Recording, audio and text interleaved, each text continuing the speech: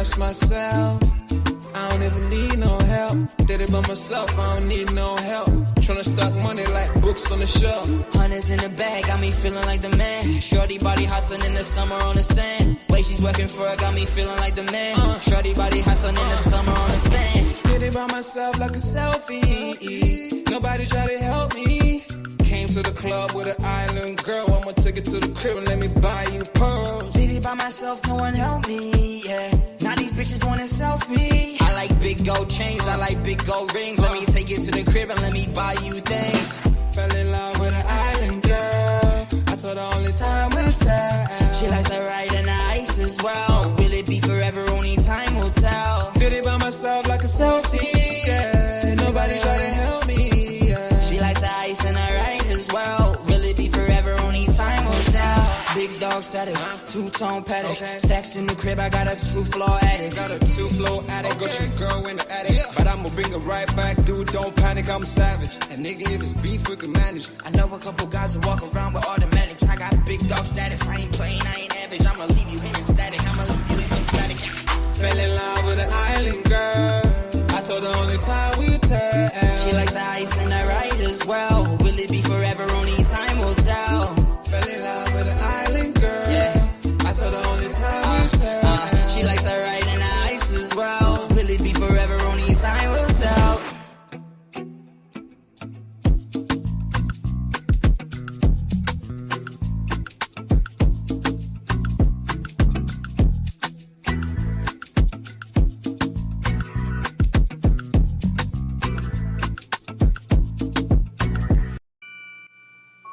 Take note.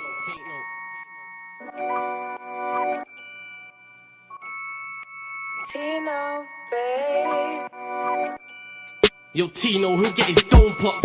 Satin blue on his whip, but he ain't no cop. Don't stop, spray up his motor till it smokes up. Cause what I bought for insurance, I have it wrote off, you joker. Suck on your mum and take note, cause the foreign ring up in his grill. Like grandma stovetop, don't flop. Fuck up the game, like this was Roblox. Oh gunner, running this field, I'm for your walk up. Drum roll, load up a cannon and give her more shots. I put your face on a beam, now you're Zordon. Treat you like an old sketchbook, you'll get drawn on. I lead your girl from the back, I'm that raw blood. Wait, who the fuck feels they could do me something? I'll roll up in your ends with a toolie busting. 32 ugly as shit, like Miss Rooney's husband. Somebody cut me a deal, I'm just too disgusting. Niggas think they next in line, but they ain't doing nothing. Mask on, metal in hand, Freddy Krueger's coming. Tools all up in your home, I'm here to fix the plumbing. House blown, toaster run, leak gas from your oven. Dior on your girlfriend's face, and she best get to sucking. Head game resemble my dad, cause it was good for nothing. Yeah, I'm still vegan, but I'm down for beef. Niggas think they slip with a dialect, but talk is cheap. Watch your mouth, little nigga, because I roll with heat. Top said there's no returns, and I see no receipt. I put your boy in the back, like he was groceries. Riding round with the burner boy, in case I find any extendo. Licking up shots, until it overheats. No mask, did it barefaced, just so they know it's me. Eyes closed, chest wide open, heart surgery. Usher said, just let it burn, let's make it third degree. Niggas think everything's jokes, until you shoot his queen. Shot was funny as shit, it barely missed the bean. Wax on, then wax off, to leave the burner clean. Then open up the Uber app to flee the murder scene. Waving a stick will make them levitate. I raise a toast in the air, let's celebrate. See a couple holding a blade, like it's wedding day. And yous can leave with a slash, just like wedding cake. Bitches on snap in the snacks. Oh no you ain't, know your place. Worked up flawless, you look like bellyache. Beat my dick all off in the face, and let it detonate. All facts, just ask your mum, she'll demonstrate. Damn right babes, I'm a jerk, just let it marinate. I gave it a beat like I was Penfold. And some retarded head, my tongue's mental. Babes, if you die then you die, cause you was meant to. Nigga, all I do is draw, I'm a pencil. Run up on you niggas like the rent's due. Dude, screwed, if I see food, you're on the menu. Your homies have to find the Dragon Balls to resurrect you.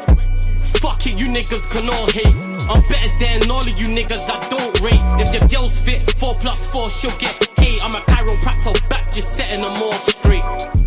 Scorps, take note.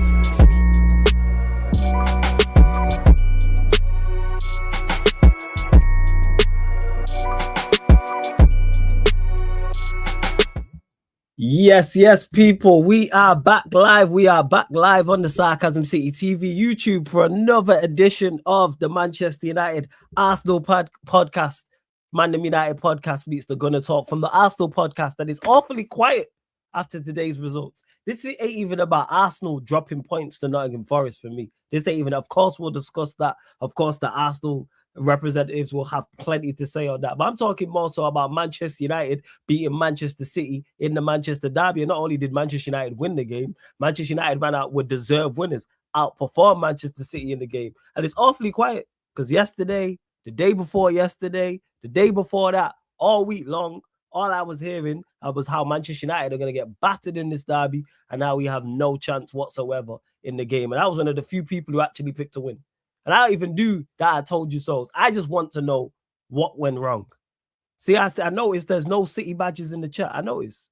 It's like the home end at Manchester City at the Etihad. Just no one there. Like, what's going on? I want to know all the United fans as well who thought we were going to get battered. I want to hear from you lot. What went wrong on their end? What went right on our end? And we'll get into all that. But big up to the players. Big up to Michael Carrick as well. I just mentioned it there as well. Arsenal dropping points against Nottingham Forest. They had a chance to go 8 points clear after we beat Manchester City. Sorry, people. I've not been well.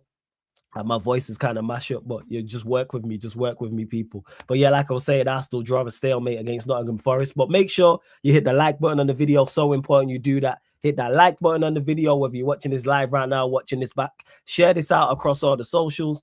Yes, it's flawless. At Sarcasm City TV. At Sarcasm City TV. Yes, it's flawless on all socials. Retweet, like on Twitter. Make sure you follow on all socials. And just as important, make sure you hit the subscribe button and hit the notification bell as well. Please make sure you do both of those things. Big up to Vikram in the building. Big up TJ in the building. Big up my nephew in the cut. Ty Bassi, I see you. Lucian, I see you in the cut as well. Hey, Vikram, don't do this. I told you so. Because you told me about Semenyo and Doku. What happened? What happened there?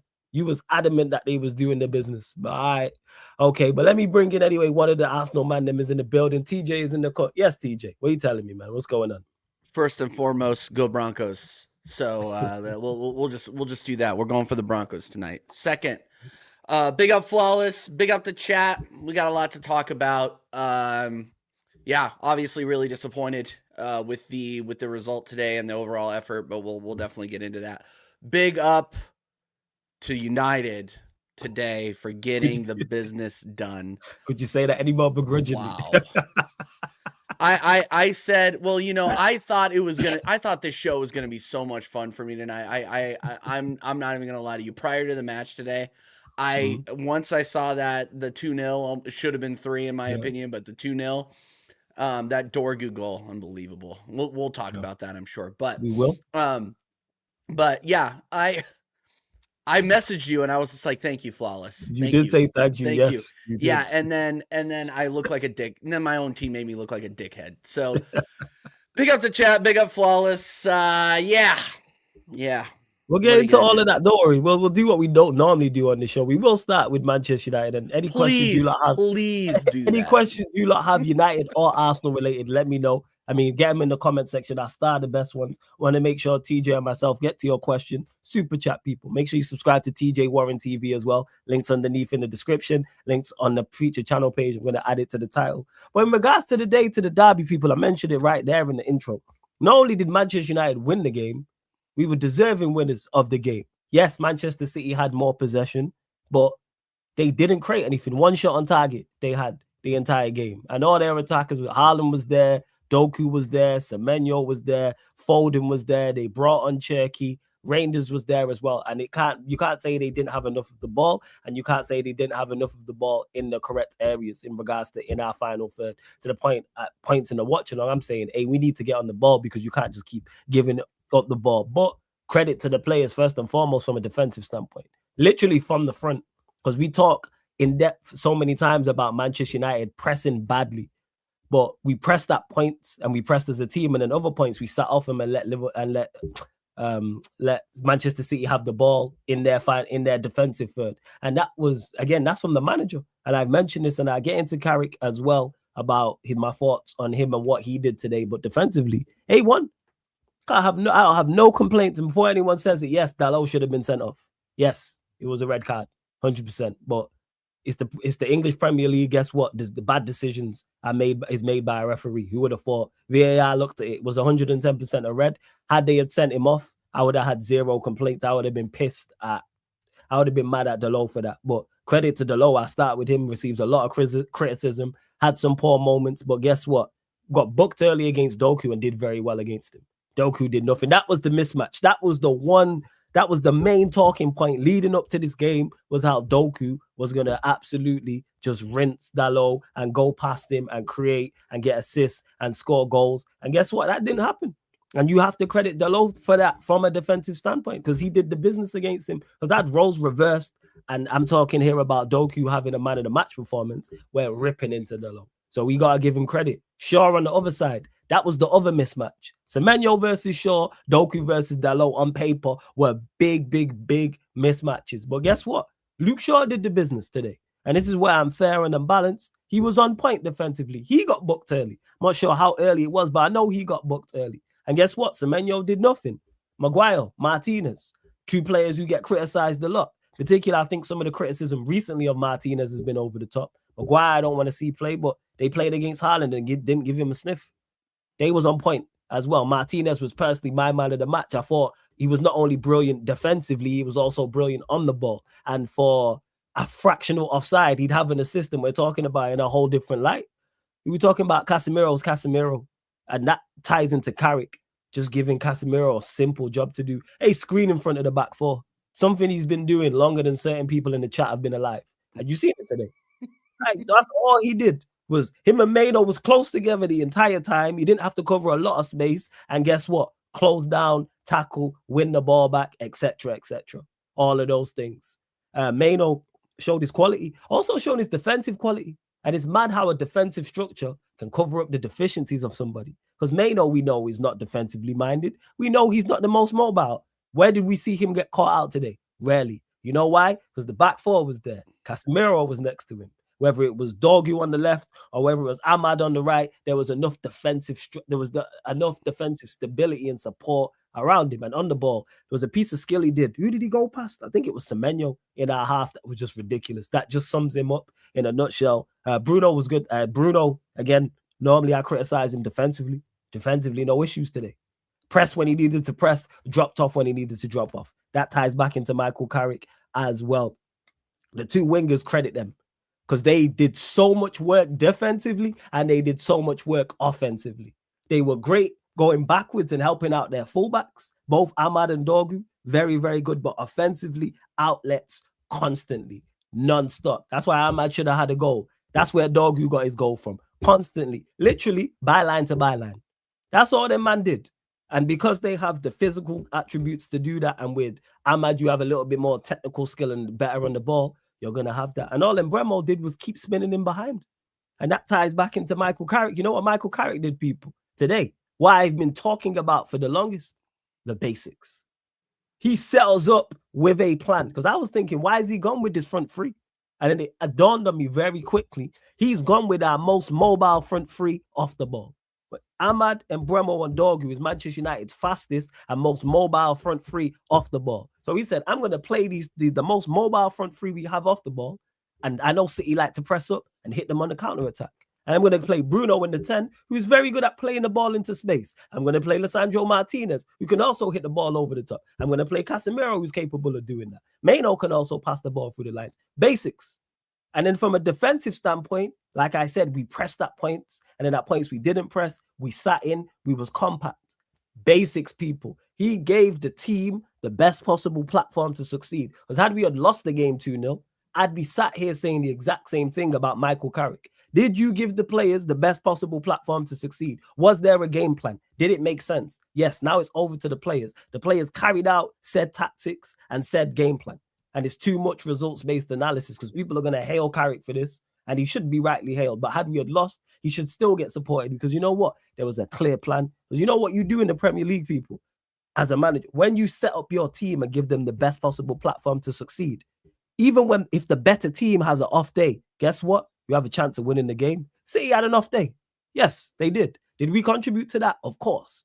Was some of that on City? Of course it was. If City are at 10, do we win the game? No. But City weren't at 10. So what we did is something I've been complaining about for the longest. Take advantage when teams don't play well against us. And we did. We scored 2 goals. Ahmad hit the post. Casemiro, Maguire hit the bar. It could have been 5 or 6. It could. And I can't remember the last time we played. And I can say not only were we deserved winners, it could have been more. I'm disappointed it was only 2-0. Normally, I'd be absolutely ecstatic that we've won the game 2-0. But this ties in when people kept asking, oh, what's Carrick going to do? What's a new manager going to do? Just coach. Bare basics, 101 coaching. Carrick didn't do anything. He didn't have the goalkeeper inverting. He didn't have the fullbacks, one inverting and one overlapping or anything like that. He didn't have a midfielder out wide he was sitting in. He didn't have his striker playing false 9. He did the basics. And because he did the basics, and you look at the talent we have on there, granted, he also brought talent off the bench as well. Guess what? And City had the off day. We won the game. Who would have thought it? Who would have fucking thought it, people? But if we would have played with that joke man Amorim and lost this game, people would have been talking shit like, oh, we don't have the players to beat them and and all that. We have the players to beat Manchester City, as we've shown, when they have an off day, people. It's not me saying we're better than City. If they're on it, they win. But they wasn't on it because we contributed to them not being on it. And also some of that's them, and we won the game. Simple. But people want to complicate simple matters and cap for a manager who had 14 wins in 13 months. It's ridiculous. They got Brandon in the building as well. How are you saying, Brandon? You good? They got Brandon, bro. Yeah. We'll get to we'll get there. We'll get to it. And that's what it is like. But big up to you, though, Flawless, because you did your job today. Yeah, you did your job. Over the moon, man. And like I was saying, even just before you had jumped on as well, even if we would have drew the game or lost the game, I go, all right, was there a plan? We literally hit them on the counter. Carrick set us up to play on the counter and played our 3 quickest players up top. Who would have thought, people? Play your quickest players when you're playing on the counter attack. That's why there was no Sesko. As much as I'm a fan of Cunha, it made sense to play Dogu. Also from a defensive standpoint. Then he brings Cunha on the pitch. He gets an assist. Dogu just ran his ass off today. Just ran. Literally going byline to byline, just being a nuisance out there. And he got he ran past. It was Rico Lewis. He ran past for his goal. And he was deserving of it as well. So that's pretty much it. What are you saying, Si? Big up for the super chat. I said to Flawless in the group chat, this result is not impossible or a surprise. Carrick did the basics right. Defense is about structure. United look more hungry today. Yeah, on it. There was a motive there. Seemed to be a motivation there, 100%. But they know they're actually being helped. So that's going to add to it. When your manager gives you a clear and simple game plan that you've seen work against Manchester City before, you go, all right, we have the players to do so. And shout out to Ahmad and Bremo because they were missed in particular. So, yeah, man, that's pretty much my thoughts on it in regards today. Make sure you check out the match reaction as well. Shout out Saeed every single time because he was generous enough to join me in the match reaction also. So, yeah, and I see you lot talking about it in the chat. Yeah, of course it was a red. 110%. It was a red. Dallo. If he would have been sent off, I would have been like, ridiculous. Like, why would you make that challenge? But yeah, what are you saying? Carrick was here to help. Cold match reaction. Appreciate it. Yeah, we seen the signs. So he was like, yeah, run it. So you lot go check out the match reaction. Big upside for the super chat says, I'll give credit to Carrick for making the right subs. He seemed the team lack energy in the second half. He changed with subs. TJ, Hope, all good. Man said, fuck Denver. Big up. What did Denver ever do to you, Si? That's unbelievable. Can't believe it. The disrespect is crazy. Yeah, so big up to Si. And that's what he did. You could see, Casemiro was gassed. He ran his ass off. He's covering so much ground over there and shuffling side to side and things of that nature. And then he brought, so again, Carrick did nothing special today. That's not to take anything away. Basics, people. Literally. And people, check this one. We got a clean sheet. Only our third of the season. 17th of January now. And we got our third clean sheet of the season, man. I can't lie. It was pretty funny when Sky Sports panned into Haaland sat there sulking on the bench. It was yeah. Haaland stinker and hooked. Foden stinker and hooked. 2 players that consistently have scored so many goals against us all the time. But that's why I credit the defenders, not just the centre backs, but the defense overall and the defense, even the attacking players. They did a job. But big up for both super chat side. Appreciate it, man. Appreciate it. What are you saying, TJ, about it? I presume you watched it, so yeah, your Yeah, thoughts. no, I caught the second half, not the first Mm. half, but that just the build up play. You guys were all over them. Like you said, it could have been 3 or 4-0, but what the biggest difference I saw was the build up play. There was confidence going forward. That the build up to the Dorgu goal, was absolutely incredible. That's something that we had not seen from United in a while. I never saw it under Ten Hag. I think I maybe saw it once under Ten Hag, and it was like his first match, Mm. right? Like I think it was your first match against Fulham, and you guys did a counter and scored. I think if I remember correctly, that was a couple of years ago. But either way, we never saw that under Amarim, and it was well deserved. It was lovely to see Man City get put to the sword. Unfortunately, my club couldn't take advantage of that, but we'll get into We'll get it. to that. But who would have thought though, Flawless playing players in the positions in their natural positions would have actually generated a positive result for you. Who would have thought, yo? But believe it, man. The real ones, all the real United fans have been calling out, just play a 4-3-3, play a 4-2-3-1, and God, holy shit.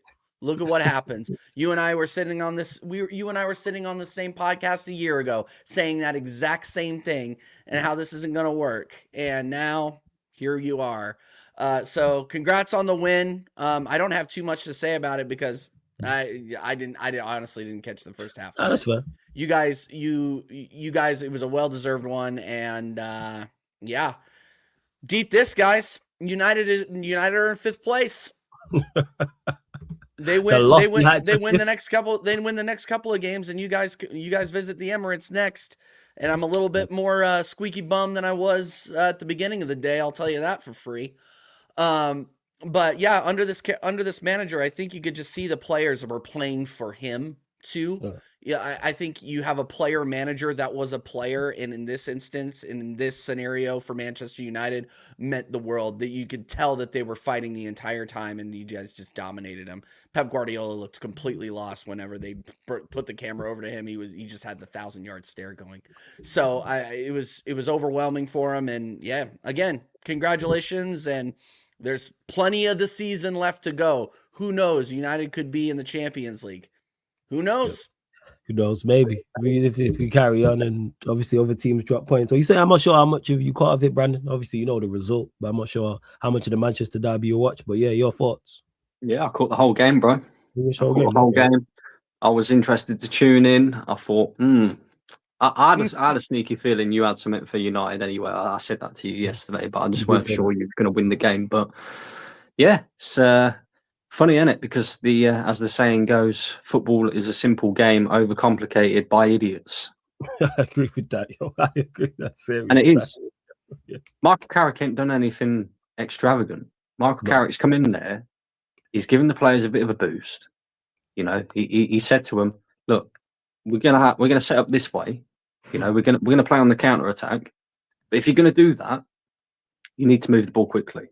1 touch, 2 touch.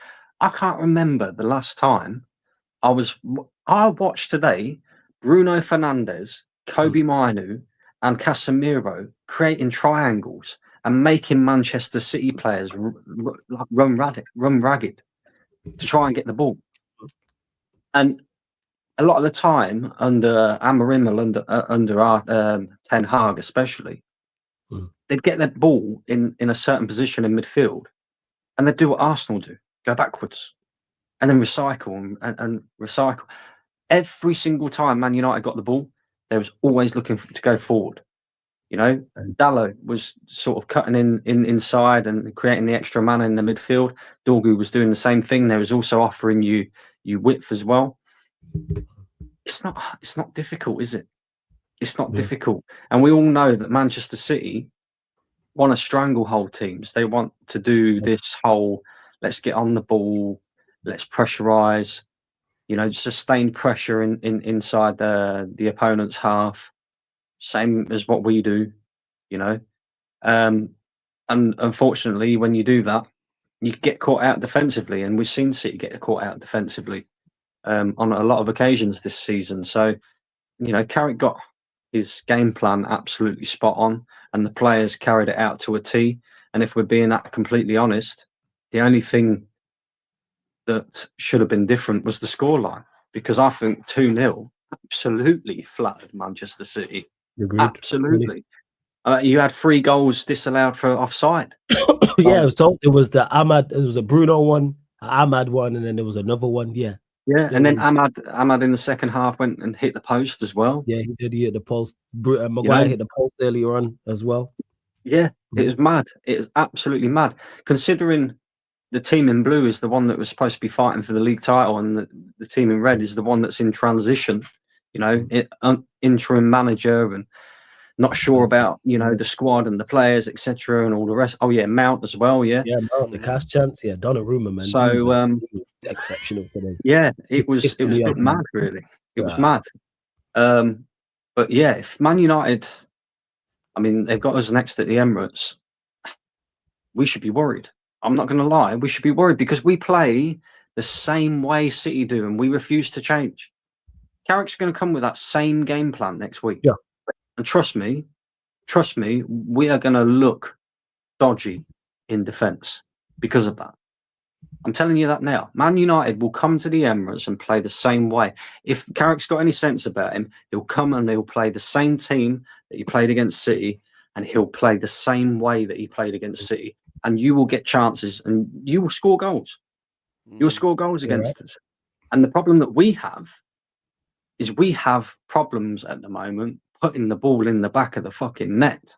Yeah, I didn't manage to watch your game. So actually, before we do, you lot continue to run up the likes, hit the subscribe button, get your questions in. I start the best ones. Lovely segue, Brandon, into your game. Cause I only caught like the last 15 minutes. So you have to let me know. Go on. You'd be glad you didn't watch our game, because when we say most weeks that watching Arsenal was like watching paint dry, that today, 90 minutes of watching paint dry.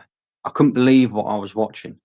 Again, what more incentive do you need? Manchester City have basically just gone, here you go, here's the Premier League title, basically. Because if we go 9 points clear, then effectively we've got to lose 3 games for them to even catch us. Yeah, that's right.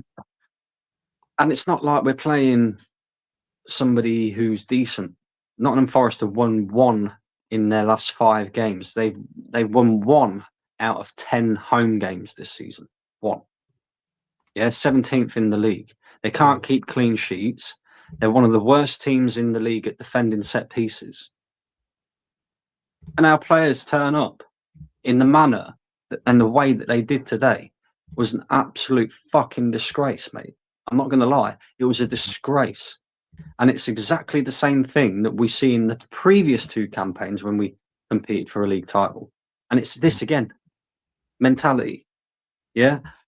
No pressure really on them today because City have already dropped the points. You just got to go and get the points now. Nottingham Forest.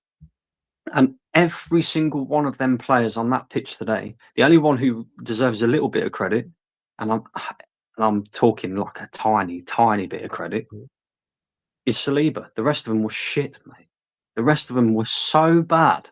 I couldn't believe what I was watching, right? Bearing in mind, we needed a goal. And in the 90th minute, they put the board up to say there was going to be 4 extra minutes. Got to 92 minutes, and I'm watching Declan Rice and Gabriel playing 1-2s in the middle of the park, walking the ball around. No intensity. Yeah. No, nothing. No, nothing. We had 1 decent chance in the first half. Martinelli should have absolutely buried. Yeah, he should have absolutely bet. It was basically an open goal, and he missed. I don't know how the fuck he did, but he missed, right? And then aside from that, we created 1 real decent chance where their goalkeeper had to make a decent save from a Bukayo Saka header. Aside from that, Flawless, we didn't create anything in that game. Not a single thing, right? And again, it comes back to the same old thing. It's not working. So change it, Mikel. His answer to changing it is, right, I'm going to drag off Martinelli. Who do you reckon he brought on for Martinelli? Was it Trossard? See? Everybody knows, don't they? Right? Let me ask you another question. Madueke played today. He started the game. Who do you think came on for Madueke? Bukayo Saka. Oh, okay. Gyökeres went off today because he had a poor game. Who do you think came on for Gyökeres? Flawless. Just guessing. Moreno. No. He He wasn't. did. He wasn't. He did come on though. He did. Did Come he on. go? He came on. He came on. He It's came on, Havertz and it'll be the only one you'll be surprised about. Moreno did come on, but it'll be the only one you'll be surprised about. Go on, have another guess on who you think came on for Gyökeres It's today. Havertz. It's not back. Hey, Jesus. Was it Jesus? Gabriel Oh, Jesus. shocker! Right? Shocker. Who do you think came on for Odegaard today? Bearing in mind we needed a goal. Was it Moreno? Oh, I Mikel seen Eze Marino. get on late. I seen Eze go on late. That's what I was watching. I seen Mikel Eze Marino, yeah, comes on for Odegaard. So we have no recognised number 10 on the pitch. We're now playing with a midfield three of Zubamendi, Rice, and Mikel Marino, with Gabriel Jesus up top, Saka on the right, and Trossard on the left. And we need a goal, Flawless. Yeah, we need a goal. So it's not the best. So you think, okay, cool. He's not going to let this run for too much longer. Surely Eze comes on in a minute. You know, because all of this happened within like the first, I think it was like 60 minutes. All these players have come on. It was the 57th minute. 57th minute, right? Yep. So you think, cool, he's probably going to give it 5 minutes and then bring Eze on. 80th minute, he decided to bring Eze on. I seen the Eze one. And it was the only attacking substitution that he made because he dragged off Zubamendi and he brought on Eze. Right? That's the only attacking substitution that he made. But by that point, bearing in mind Eze hasn't barely kicked ball for the last 6 weeks. So by the time he's got his legs warm and all the rest of it, you got about 4 minutes left in the game. What do you expect the geezer to do? What do you expect him to do? Yeah? Everybody else is playing like shit. What do you expect him to do? And then, on top of that, we're playing balls in the box. We've got no striker. Well, we've got Murillo, yeah, and whoever the fuck their other defender is. Was it Milenkovic? Yeah. Milenkovic, that's the one. Yeah, Milenkovic, wasn't it? Two big, stocky centre halves, and we're putting crosses in the box to Gabriel Jesus, 5 foot fuckle, and expecting him to win headers against them. Now, when he doesn't win headers against them, and we keep turning over possession, guess what our manager's doing on the sidelines, Flawless? Going absolutely mental at Eze for not getting back. We need a goal.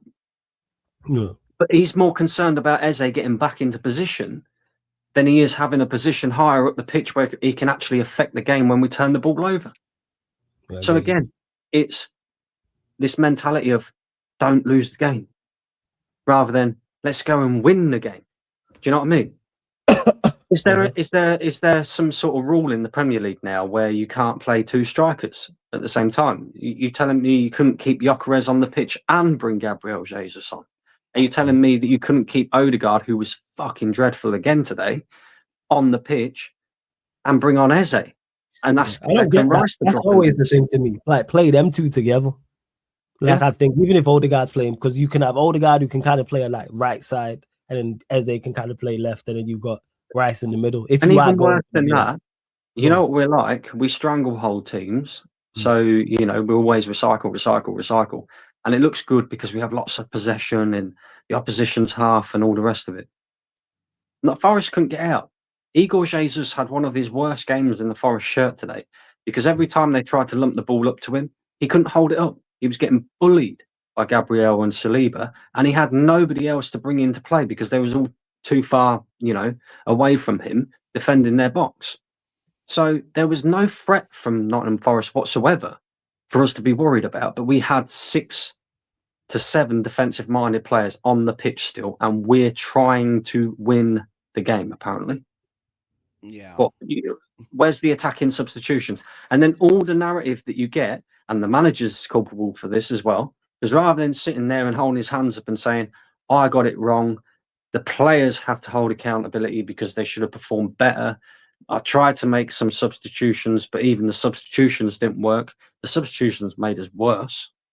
Don't know how that happens, but literally every single player was crap today. Rather than doing that, he goes, oh, it was a Stonewall penalty because we should have had a penalty. We should have had was that the handball? Was it Oleno? Yeah, the handball, Yeah. right?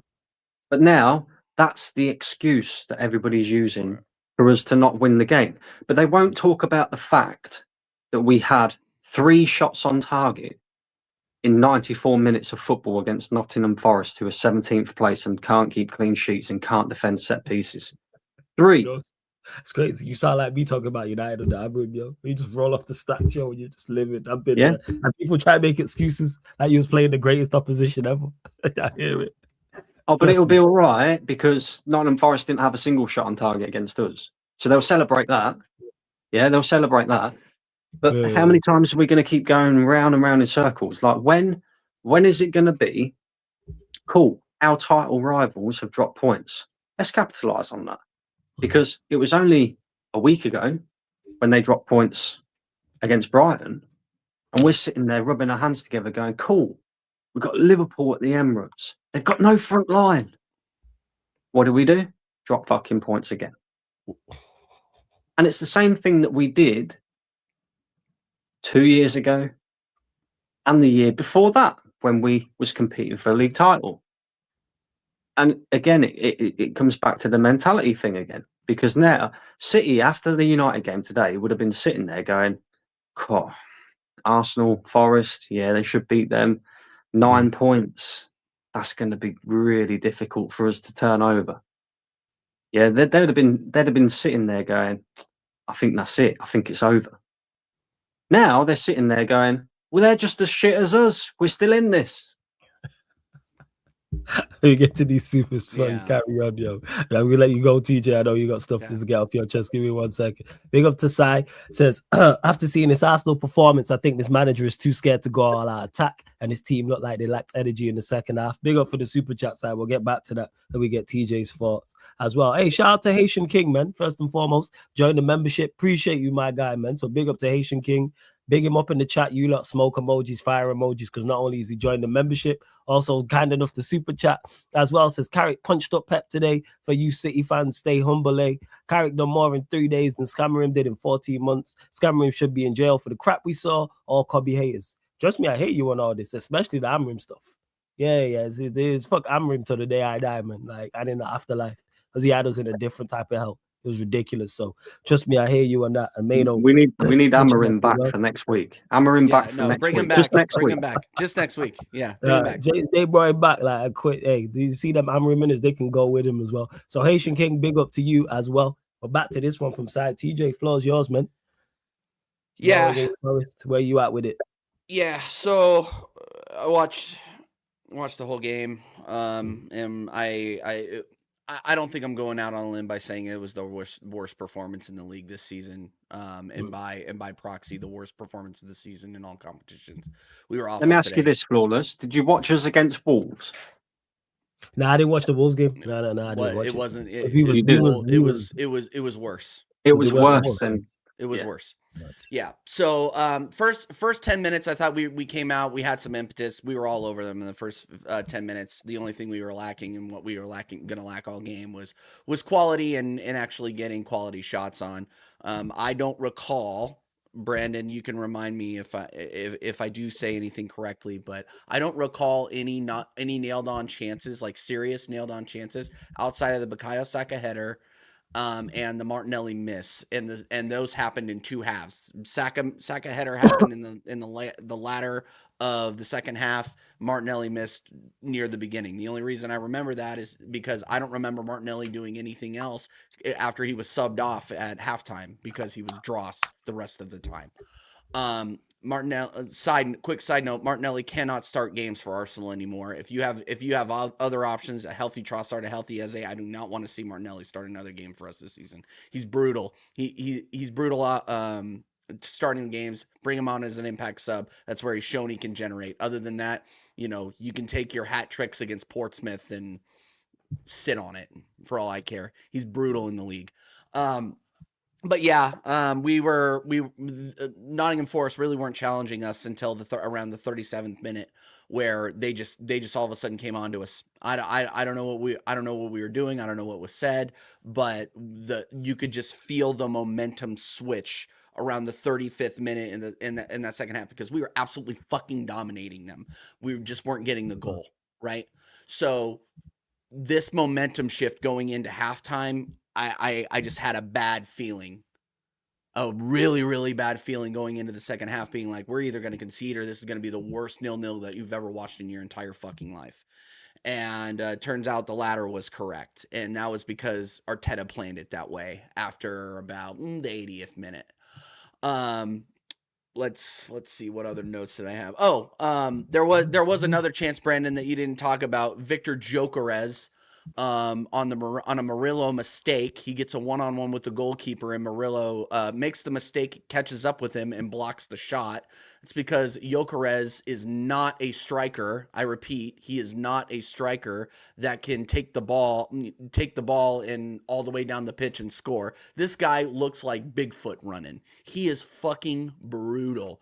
Watching him try to push a ball up a pitch was brutal. I am 220 pounds with a fake hip. I swear to God, I could run faster than this guy. I couldn't believe what I was watching. He was absolutely ineffective today, and he is now the list of crimes in the Victor Gyökeres camp against the Victor Gyökeres camp is growing. And I'm telling you right now, the Victor Gyökeres Defense League needs to start giving it up.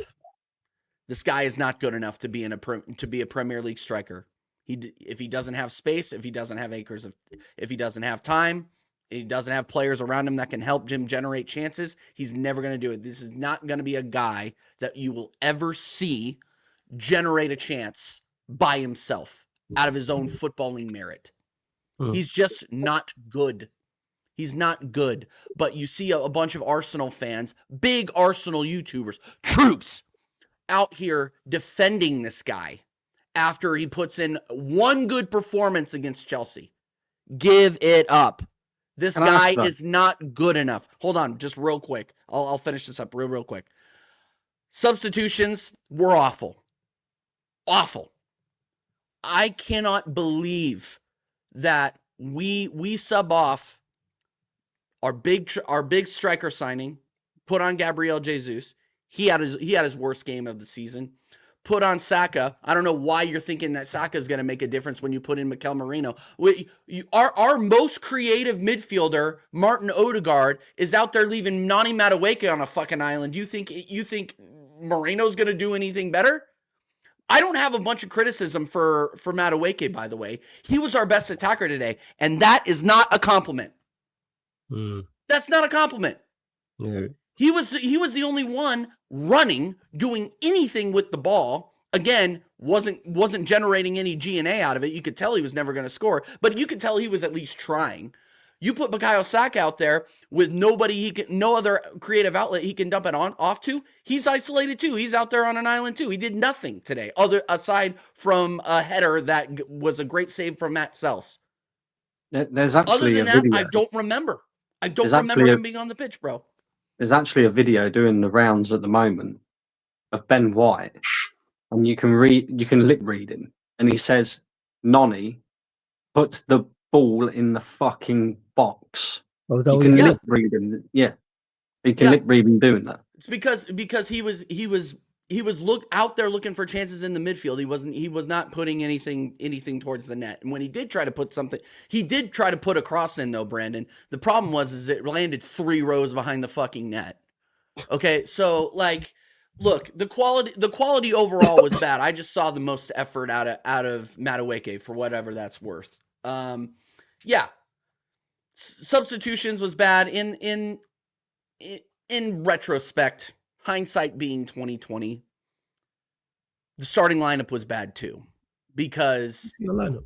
I don't even see it. Yeah, well, no, it was Raya, Timber on the left, Starsky and Hutch, Ben White on the right, Zubamendi, Odegaard, and Rice, and then the front three I just mentioned, Trossard, Madueke, Martinelli, Gyökeres. Yeah, that's what he started. So yeah. But when you have to sub off all 3 of your attacking players or 3 out of 4 of your attacking players in the first 55 minutes of a match, you know it's not going well. Yeah, that's true. And to Brandon's point, he was spot on. He was expecting some sort of some sort of change to come out of these three that we see every single match.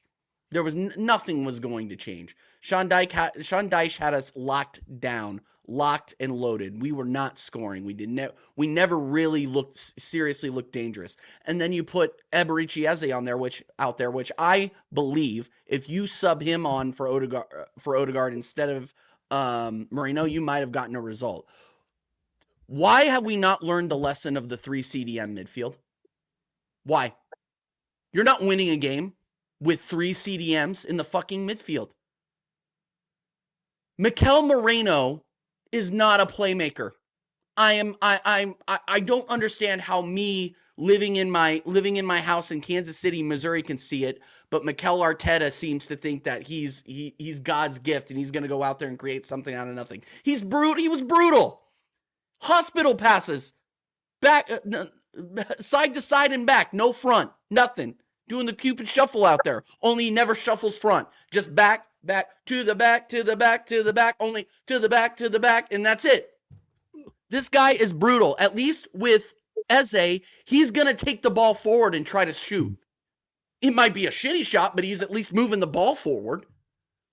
He's not allowed to do that no more. He's not allowed to do that no more, TJ. No, you're not allowed to do that no more because Brandon, you might lose the game. You might turn the ball over and then we get scored on in transition by 17th place Nottingham Forest. We're afraid of 17th place Nottingham Forest hitting us on the counter when their only good offensive player out there was Callum Hudson, a fucking doy. Really? We're afraid of Hudson-Odoi? Chelsea reject Hudson-Odoi. Okay. Fine, gotcha. And a Sean Dyche team. What are we doing here? Like, we eventually have to take some risks. And today, I texted you, Flawless, and I fucking regret it because I thanked you for taking care of business against Manchester City. Manchester City, 2nd place in the Premier League. But we can't take down 17th place, 5 points off the relegation zone, Nottingham Forest, on their 3rd manager, which is Sean Dyche, who is washed. But we can't do that. But we're supposed to. Fans like me and Brandon are supposed to be like, oh well, title race isn't over. We're still 7 points clear. Not until Aston Villa beat Everton tomorrow, which they will. Spoke about, which they will, and then it'll be 4 points. And let's be real about it. Let's be honest. You discount the first 5 matches of Aston Villa's season, the fact when they didn't score a goal, and I think they lost 3 and drew 2 or something fucking crazy like that. They're the best team in the league. Yeah. Outside of those 5 games, they are the best team in the league. But people are just writing them off. What are we doing? We're writing these guys off when we can't beat Nottingham Forest, we can't beat Sunderland, but we're supposed to be the Premier League champions. Okay. All right. I literally feel like a battered partner right now. I feel like a battered wife. Like the husband is coming home and he's raising his hand for the 4th year in a row. I'm about to get so I'm just wincing. Because we know what is going to happen if we do not turn it around and turn it around quick. Because we are right now we are in hell. And I said this on my podcast, I'll say it again here. I don't care about Inter Milan. I don't care. Play the B team. Put Kepa in net. Do whatever you can to keep our star players ready for United. Because United are now on form. And they would love nothing more than to beat us and knock us off our perch. You don't think Michael Carrick isn't going in there with stories playing against Arsenal? You don't think he's not going to light a fire up those guys' asses? Pause. We are like, I'm dead serious. We are in trouble. We're in trouble. And if we do not pull out of this spin now, we are going to continue to drop points and we will be in 2nd place now this time next month. And I want to be wrong. I don't think I'm overreacting though. Because we haven't looked good on the offensive side of the ball all season long. And our set pieces were shit today too, by the way. We were shit today. Shit. This is the thing, though. Correct me if I'm wrong, Brandon and TJ. If you win this game and beat Liverpool, is it 11 points? 11 points. 11 points. If you would beat those two. Go on, Brandon. No. If we would have won today, Mm. I would have come out here with chest saying, you know what? And it was convincing. I would be like, yeah, it's over. And I think everybody would agree with me that it would have been very, over. very tough. But Yeah, it no, would've definitely swung in they your have favor. to drag us through hell. They have to. It's in this club's DNA. If you remember correctly, the last time we got third place or second place 3 years in a row, we won a cup double the next season. But they made us suffer until we got there. So hopefully history repeats itself. I would love a cup double. I'd love to win the Premier League and win the FA Cup. I'd love it. But the way that we're playing right now, we're not winning that. We play like that in the Carabao Cup final, we'll get dominated. Doesn't matter if it's Manchester City or fucking Newcastle. We'll get dominated. So yeah, sorry, probably very, very negative, guys. I'm not my normal positive, cheery top gooner. Now, you know how I know you're on point. I'm not hearing. There's nothing in the chat that there's no one saying you're going too far. Normally there'd be pushback. People say, "Oh, it's not that bad," and or you're this X amount point player. Or Truthfully, mate, there can't be any pushback because if they watch the game, there's no pushback. Yeah, if you really want to spin a positive narrative on all of this, we're 7 points clear. But like TJ said, we're not 7 points clear because Aston Villa haven't played yet. Oh, don't worry about Aston Villa. They're irrelevant. Well, how irrelevant are they? Because they're the only team out of all three of us that have managed to string a 12-win game together. 12 games in a row they have won. Yeah. Arsenal haven't won 12 games in a row this season. City haven't won 12 games in a row this season. So if Aston Villa are capable of doing that, who's saying they can't do it again? I remember Unai Emery being our manager, and we went on a 22-game unbeaten run. So he's capable of doing it. And let me tell you now, if Unai Emery wins this league, you top gooners better fucking hide, mate. You better hide, because I have been telling you about this manager for years. And you're still sitting there contemplate. Oh, I don't know. I don't think you're right. Let me tell you this now. Even if Arsenal win the league this season, sack him anyway. Because let me tell you this. Even if we win the league this season, we won't win another trophy next season.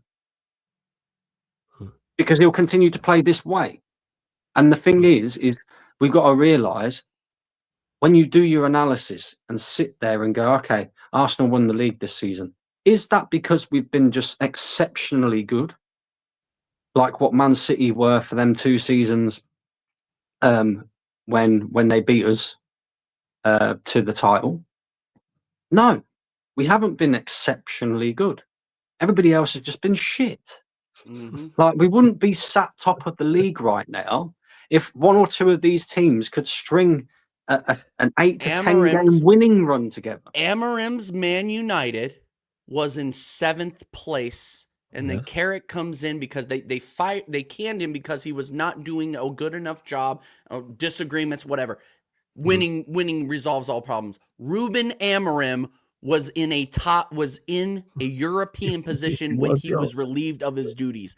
If that is not an indictment on how bad this league is below the top 3, I don't know what is. Manchester United has a shot at getting into the Champions League after all of the pain. And if that doesn't tell you how bad this league is, I don't know what will. Do you know this? Like, let's say it is 7 points, right? Let's say Villa lose tomorrow. We've got United next. Okay, that ain't gonna be easy. It never is. Even when it won't be easy. I expect you lot. I expect you lot to be better. Yeah, I expect we'll be better as well. But it's never easy. Wouldn't take much to be better. By the way, just saying. No, but even when Man United have been crap or we've been crap, there's always been close games between us, home or away. It's always been like a bit of a toss up. Like was it last year, the year before? and we ended up winning the game 3-1 with 2 late goals, one from a corner from Rice. Oh, you talk about and one from Jesus. Jesus. the but Jesus, yeah. But you guys could have won it before we even won it because Garnacho was a toenail offside. Do you know what I mean? Like, it's always close. So that's not going to be easy. We've got to go to Ellen Road against Leeds. Calvert-Lewin's banging form right now. Do you think we could turn up to Ellen Road and play like we did today? Do you know what I mean? We got to go to the Etihad yet. We always struggle at the Etihad. Yeah, and if City is still there or thereabouts, we're gonna play 3 CDMs against Manchester City. Watch. Yeah, Watch. exactly. You watch. But we got to go to the Etihad. We got to go to Tottenham Stadium. I don't think that's nothing too spectacular. Don't worry about that. Don't worry about that. But yeah, I genuinely thought that our tough away games were out of the way in the first half of the season. I thought, cool, we're calm. I didn't realise 17th place Nottingham Forest was a classed as a tough away game these days, but apparently they are, because our players seem to think it is, because they can't seem to generate, even with Man City losing, they can't seem to generate the belief and the mentality that's needed to go and slap these teams up and go, we're winning this league. I mean, look at how bad it is, right? We couldn't beat Liverpool at home, who had no forward line. Liverpool drew to Burnley. They did draw to Burnley. At home, yeah. Clarify. Arsenal, this season, Arsenal have scored 0 goals against Liverpool. Burnley have even scored 1 more than us against Liverpool. Burnley. Yeah, Burnley. And this is what I mean, bro. I mean, I'm looking. Let me look at Arsenal's fixtures, right? Yeah, pull them up. Yeah, and people that are not worried. Oh yeah, 7 clear or whatever. Man City play Wolves next week. Okay. Yeah, so we've got United at home, and we've got Leeds at Ellen Road, and we've got Sunderland at home. Not gonna be easy. Brentford away. That won't be easy either. Brentford are banging form. Tottenham away. Chelsea at home. Brighton away. Everton at home. Wolves away. Bournemouth at home. City away. Newcastle at home. Fulham at home. West Ham away. Burnley at home. Crystal Palace away on the last day of the season. Yeah? There's still some tough games in there. Yeah, definitely. This whole thing where people was like, because you lot have played like the top 10 away from home, like playing the bottom 10 away from home, or and even if on paper, like Forest, everyone would have said Forest, yeah, give me 3 points. Yeah, exactly. But even if on paper these games don't look tough, Arsenal always make them look tough. Like, our manager makes them look tough. That's why I want him sacked regardless, because he ain't going to change. He's always going to be the same. You could give this guy Lamine Yamal. Yeah. He won't have him fucking taking on 2 or 3 players, cutting inside and scoring screamers. He'll have him trained up like he's fucking Bukayo Saka and Noni Madueke. Get to the byline, play it backwards. Let's make it go all the way back to David Raya. David Raya was doing his best fucking Ramsdale impression today, staring at pigeons. Today. He was proper sus. I'm really glad you brought it up, because he almost got away with it, Brandon. I keep going, bro. He almost got away with it. I can't believe it. He was on a madness today. I thought Kepa was about it against Chelsea, but Jesus Christ. I don't know what this guy was drinking at the weekend. I don't know what he was doing. He was doing his best Aaron Ramsdale impression. When Aaron Ramsdale came out in his interview and said, I can't concentrate for 90 minutes because, birds land on the pitch and I keep staring at these pigeons. And I thought, has he been... You what? What are you talking about? But that was David Raya today. He was on...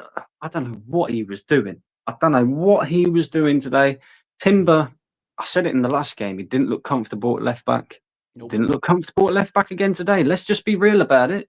Yeah, he got booked pretty early, and he probably should have had a second yellow card as well. And he got away with one. He The did. side He mentioned got it here away in the with it. super chat. He says, I think teams need to be more brave against this Arsenal team. This attack is not as good as much as other teams. TJ Brandon, what is going on with He's Timber? playing out of position, and he's being told to invert into the midfield from a left back position. That is not something that he normally does. Like, look, he's a great fullback. Don't get me wrong, but he doesn't play on the left. He looks extremely uncomfortable. On the right, he looks good inverting and overlapping, but on the left, he just looked off of it today, like really off of it. And I wasn't able to see the Chelsea game, but today it was actually Like, kind again, of sad with to the watch. players as well, like, we can criticise them as much as we like. Apart from the ones that play week in, week out, they 100% they deserve criticism. But these players that are coming in, right, and when we rotate, let's just look at where their confidence is. Like, Noni Madueke, a couple of weeks ago, puts in a great performance against Bruges. What's his reward? Bench. Yeah, don't see him for about 2 or 3 games. Doesn't even get a minute on the pitch, right? Even when we need a goal. Now all of a sudden he's starting. He's dropped a stinker. He'll probably hold bench now for the next few weeks, right? Because of one stinker. Ethan Wanyeri, where is he? Who's that guy? Nobody knows who he is. You know, Lewis Skelly, flavour of the year last year at left back. Now he can't get in left back ahead of somebody who's not even a left back. And the two left backs that are ahead of him already are out injured. So what does that say to him? Oh, well, we don't trust you, mate. You know, we're playing Timber at left back now, who's actually a right back, and the other 2 left backs are out injured. So yeah, you've lost that place, mate. So what does it say to him when he comes into the team now? He's going to be well low on confidence. Eze gets pity minutes today. He barely had a kick in the last 6 weeks. Why has he barely had a kick in the last 6 weeks? Because Eze is a take the game by the scruff of the neck kind of player, pick up the ball, have pot shots from outside of the area, you know, do something off the cuff. I don't like that. It's too risky. We might lose the ball. Got to turn you into the Black Odegaard, mate. Yeah? And until that happens, you ain't playing, right? But all his favourites, like Odegaard, oh, you drop a stinker and you'll play again. You know, how many of these players that have dropped stinkers today, I guarantee you that lineup will not change very much for Manchester United next week. Facts. It will not change very much. The only thing that might change is you might see Trossard play instead of Martinelli, and you might see Saka play instead of Madueke. Apart from that, it'll be exactly the same thing. And the substitutions against Man United will be exactly the same again. So it's easy for these managers to prepare. Why do people think that Sean Dyche, no matter which team he's managing, Everton, Burnley, fucking Nottingham Forest, he has Arteta's number because he knows exactly what he's going to do. Oh, who's going to start? Yeah, Odegaard's going to start in the 10. Yeah, Rice will play in there, and this player will play here. And if it don't go right for him, I know exactly who's going to come onto the pitch as well. So if he knows, I know, and everybody else knows, then what are you doing, Arteta? What are you doing that's different? Surely you've got to change something tactically. But the guy don't have a fucking clue tactically. He doesn't have a clue. He plays a lot of these players out of position in the first place, so he doesn't get the best out of them. But this brings me back to my point about Gyökeres that I was going to say, TJ. I know you're not a fan of him. Yeah, go for it, bro. As what people... I don't know what's going on there. Yeah, go on, carry on. Are you there? Yeah, you're back. You're back. Yeah, go on, carry on. Yeah, I don't think he's as bad as what people think he is. I think he's made to look really bad at the moment because... Hey, Brandon, pick up your phone. I think you're peaking a little bit if you're on your phone. That's all. You're peaking a little bit. That's all. You know, with the microphone, it's just crackling a little bit when you're speaking. Go on, carry on. Yeah. Is that better? Was it just on my end? Go on. Say something else. Yeah, you're good. Yeah, I think... I don't think he's as bad as what he's showing at the moment. I just think with the system, the way that we're set up, and how everything is at Arsenal, it's just not suited to him. It's not suited to him. I've always compared Gyökeres to like a Lukaku type striker, where he's not got the greatest first touch. He's not gonna hold you up the ball and bring others into play and all that lot. But if you get him in the right places in the box and give him the ball, he'll score. You know, it's his last touch that you sign him for, not his first touch or anything like that. And that's Gyökeres. Gyökeres knows where the back of the net is. It's clear because it doesn't matter what league it is. If a guy who scores 90-something goals in 100-something games clearly knows where the back of the net is. So that ain't changed. But you've got to play to the guy's strengths. And we don't play to any of his strengths at all. Because we don't put the ball over the top. Cool. That's fine. That's not our way of playing. So he has to do a bit of hold-up play. Cool. You know, that's something he can get better at. His first touch is never going to really improve. Let's just be honest about it, because the technical aspects of your game is pretty much set from when you're aged 15. You don't tend to really get much better, you know, technically. So that's never going to be a thing. But the thing that we can do to help him more is just move the ball quicker and put the ball in the box. You know, even the goal he scored against Chelsea, if you watch it back, he's throwing his arms in the air because Saka had the chance to put the ball in the box. Doesn't do it. Gyökeres is like, fuck's sake. And then all of a sudden the ball makes its way to Ben White. Ben White whips the ball in and Gyökeres is there. And then after the game, they have the interview between the two of them where Gyökeres goes, well, Ben White knows where I'm going to be in the box. And I see that as kind of like a little bit of a dig at Saka and Trossard and the manager, because we don't put the ball in the box quick enough for him. We allow these teams to reset all the time. I just think he's not as bad of a player as what he's being made to look. And there is certain aspects of his game that he needs to improve on. But can I ask you a question? We can get better out of it. Brando, I have a question for you. Do you think the players rate him?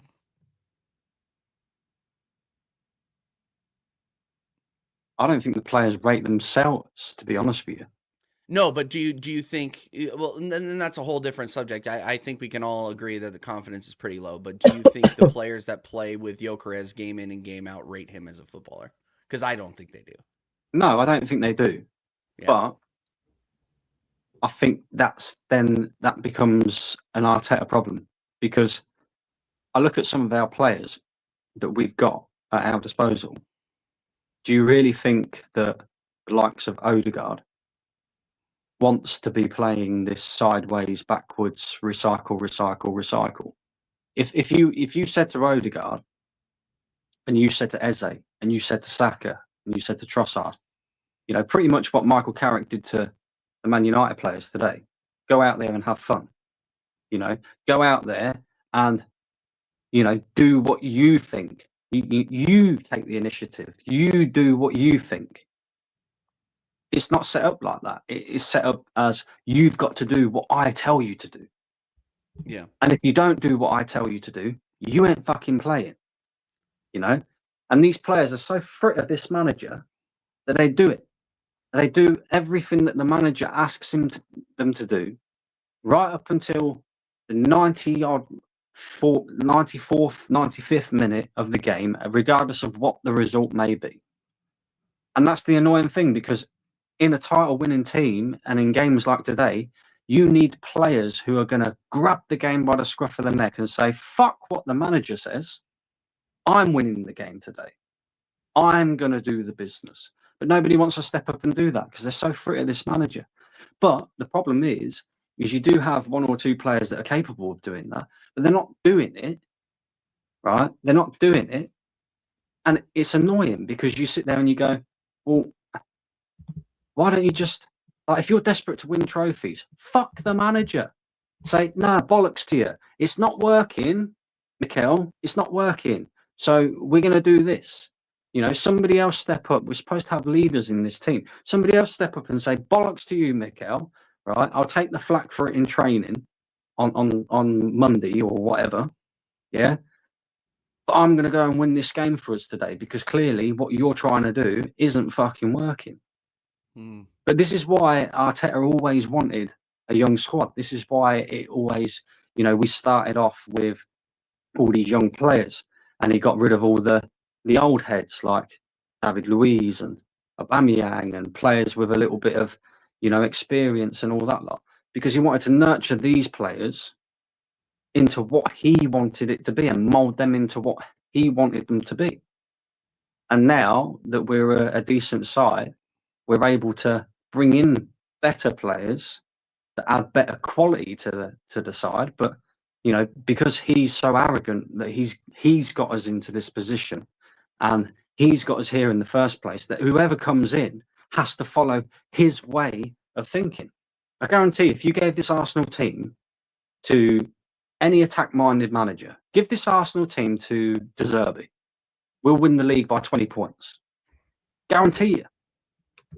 Guarantee you. Any attack-minded manager that doesn't play this boring, sideways, lethargic, crap football, give it to Jurgen Klopp, give it to De Zerbi, give it to, I don't know, let's think, another attack-minded manager who... Hansi Flick. Give it to Arsene Wenger. I guarantee, give this. Oh yeah, Wenger would ball out. Yeah, Wenger would ball out. Yes. Wenger would ball out with this club. Yeah. With this club, I agree. Like he is the major thing, pulling you, holding you He back. told me back. Yeah, he definitely is. TJ, what are you saying about Gyökeres in regards to not just today, but overall? Well, I think I've made it really, really clear that I don't think he's a very good footballer, and the problem is that we need footballers in this club and the way that we play football in order for it to work.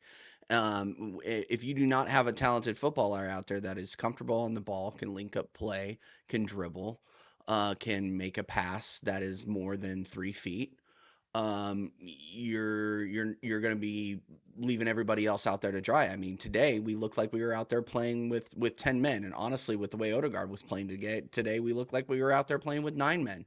Like the problem is that I don't think the players rate him, and I understand why they would think that, because he's just not technical at all. The problem, no, hold on, Brandon, hold on. Just let me finish this real quick.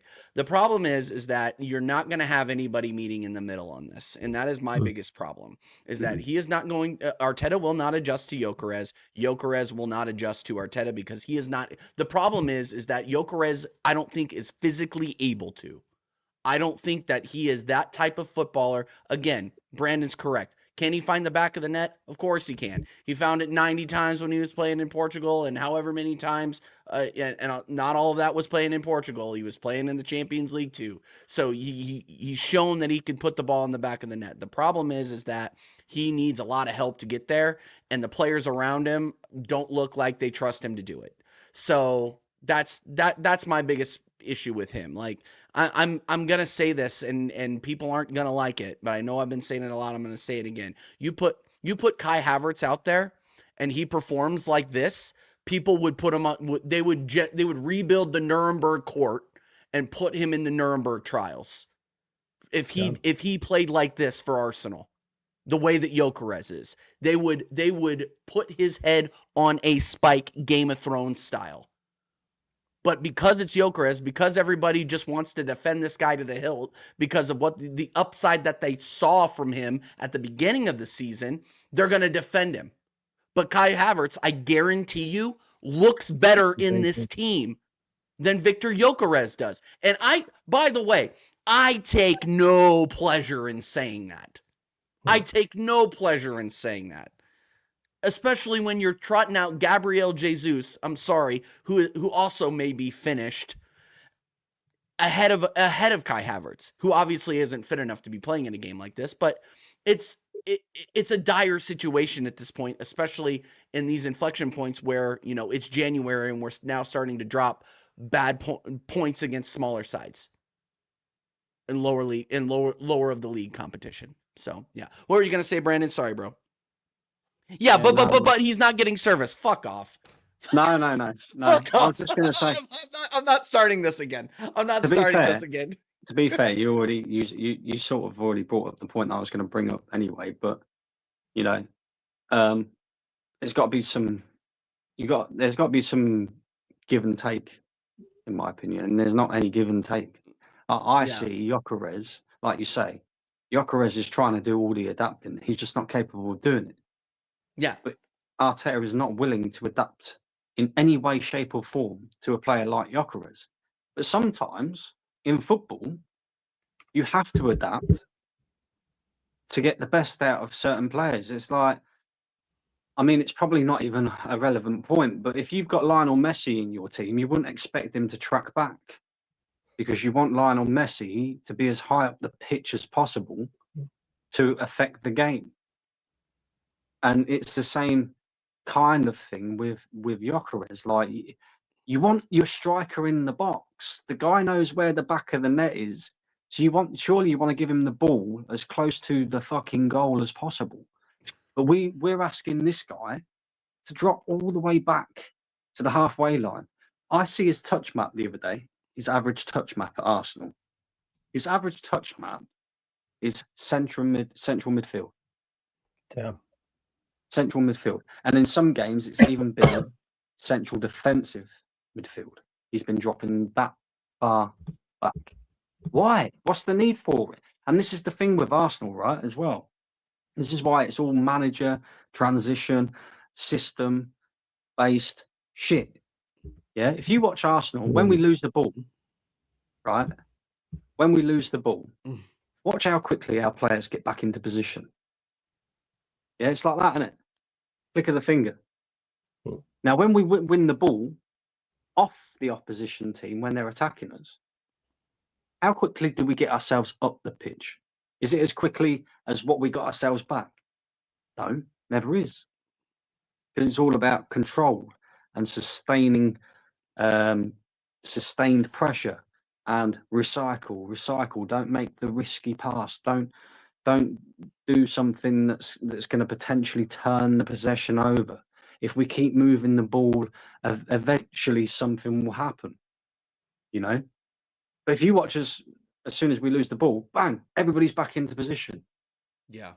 But you never see us hit teams on the counter-attack.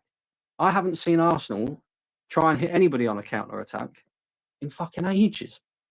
Ages and ages and ages. I think there's one counter-attack I remember from earlier in the season, and I think it was against Forest when we beat them 5-0.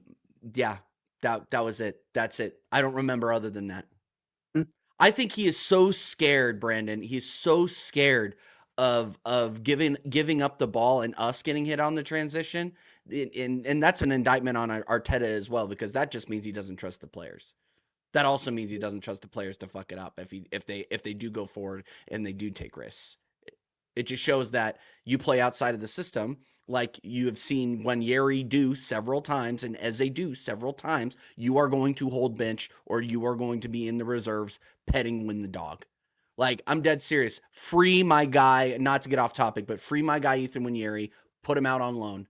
If you're not going to play him, put him out on loan. If you're not going to be play as a, I'm sorry, respectfully, why the fuck did you buy him? Yeah, what is with the Eze thing? Why is Eze just all of a sudden just Brandon said it earlier, is that I think he is a guy that will go forward with the ball, not always make the safest decision. He's a free spirit. Yeah, and there's one time. Yeah, exactly. And he doesn't fit directly into the system. I mean, and honestly, that was why I wanted him, because he could create in the middle and he could create out on the left. But no, we have to put Martinelli out there who couldn't create anything. You give this guy a paper and crayon, you're going to get a white paper back. He's not creating anything for you. Okay? But what you're going to do is you're going to put out a Trossard who, on any given day, I'll give him this. He has raised his bar this season, but when he stinks, he stinks. It's that he bad. stinks, and he stunk today. So when you see him out there stinking it up, I don't care if you put him on and bring him off and put Eze on the left. Make up for your mistakes. But dragging off Zubamendi in the 80th minute and putting on somebody that is a game changer at the 80th minute in a game like that, where they're just locking it down and trying to get the point, it's criminal behavior. Criminal.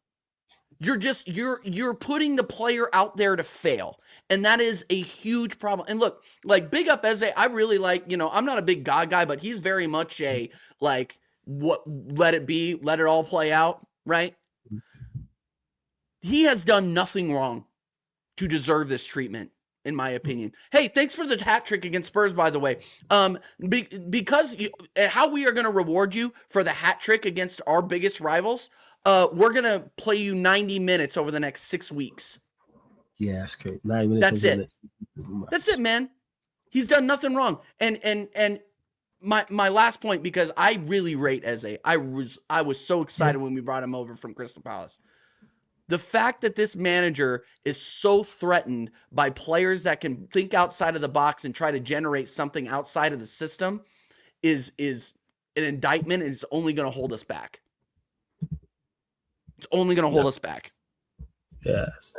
Jeez, it don't sound all good over there. You lot continue to run up the likes, hit the subscribe button on the channel. Make sure you subscribe to TJ's channel, TJ Warren TV. Links in the title as well. Links also underneath in the description. Continue to get your questions in. If I stand, obviously, if you might see anything in the chat that I missed that you want to address, feel free to as well. I think, did I get to size? Yeah, I did get to size. King Khan, they're never sorry. We're not signing anybody, by the way. We're because he says why I still haven't signed someone already. We're not signing anybody. That's why. Actually, yeah. Let me ask you that, TJ, and we'll go to you as well, Brandon, on that as well. City, even though obviously they lost to us today, signing Semenyo, signing Guehi. How's that impact? How do you see that impacting the title race? Brandon, you want to take that one first? Well, it shouldn't impact the title race because we should already be 9 points clear. But now you have to sit there and say, okay, they've brought in two quality players that will improve their team. And we've just got to hope that we've done enough in the summer, because we're, like TJ said, we're not signing anybody. Don't care what anybody says, we're not signing anybody. The only thing that might happen towards the end of the window is maybe we'll see an Ethan Wanyeri go out on loan. Maybe. Free my guy, honestly. Free my guy. If you're gonna do that, if he's gonna get disrespected like this, free him. Get him out. But aside from that, we ain't doing anything in this window. We ain't. I can't see us doing anything in this window. I think he's on borrowed time anyway. I think Bert has set all of this up on purpose. I think Bert has gone, right, cool. Here you go. You want your striker, there's your striker. You want this player, there's this player. You want this player, there's this player. Now go and win the league. If you don't do it, off you fucking go, mate.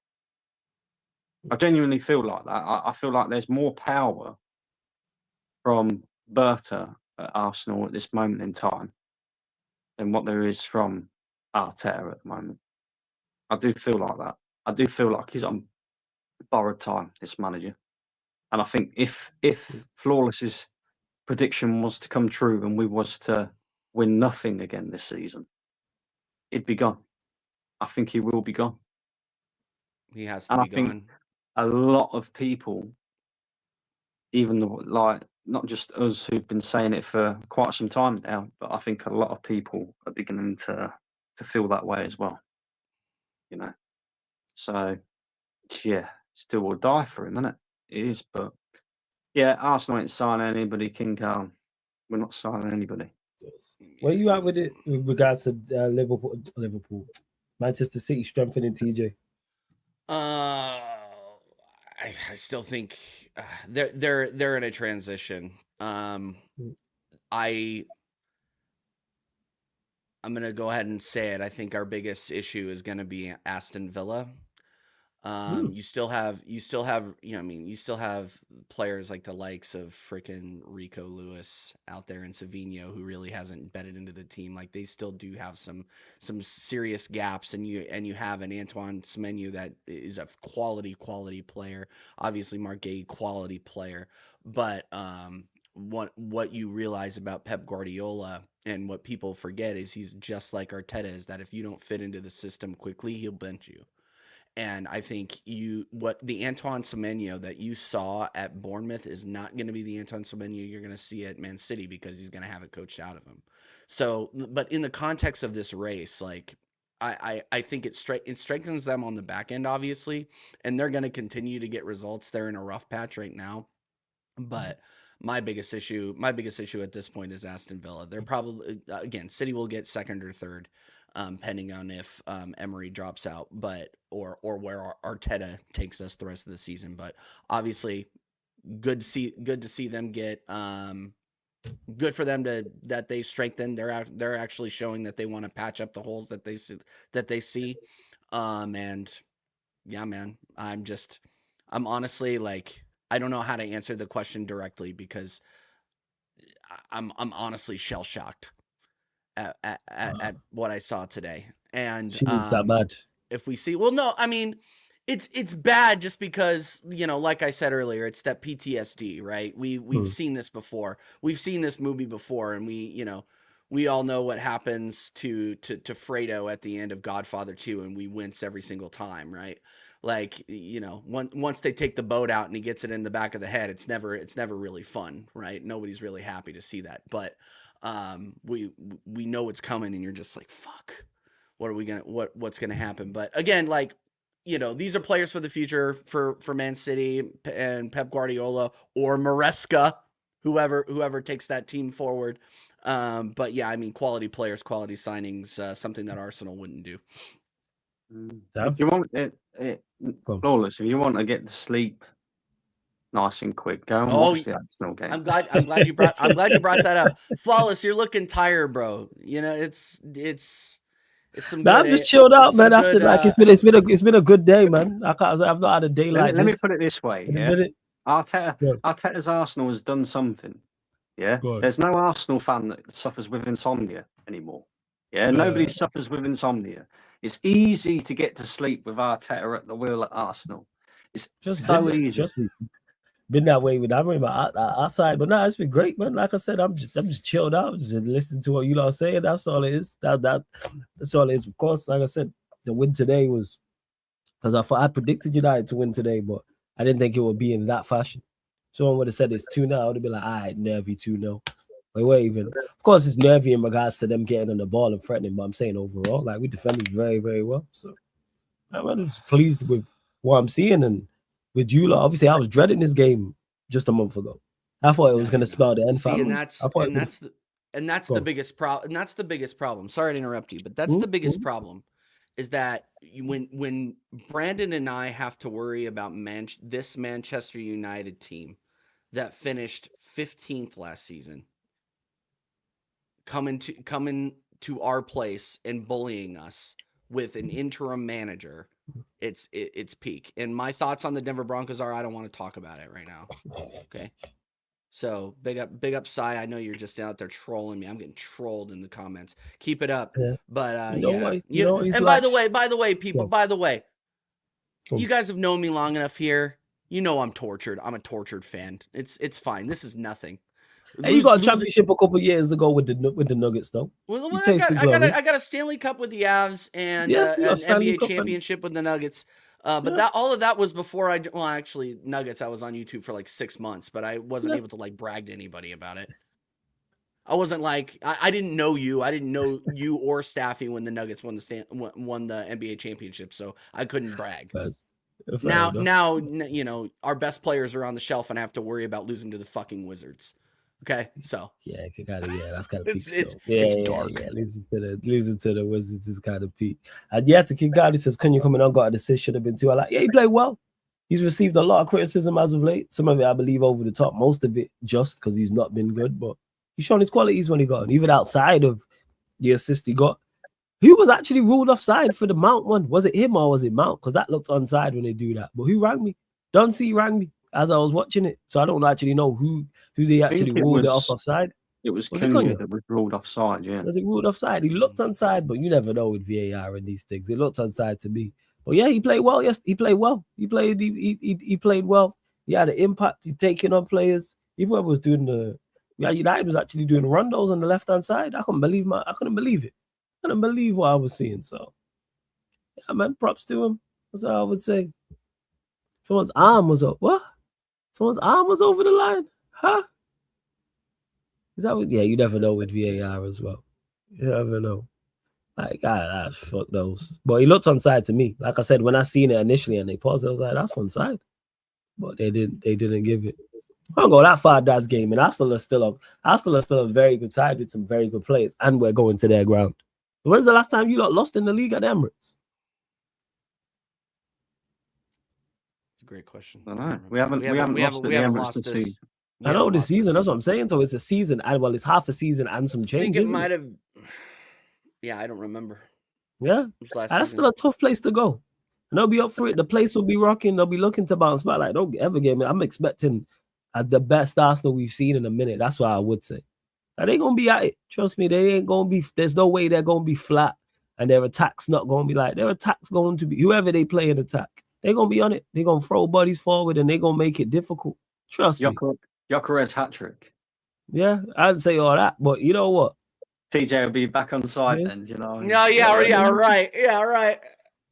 Okay. Thing, he you know what? He scores a hat trick against Man United. I'll do an entire show just with me doing that. I'll never take my hands down. It'll just me and the mic right here.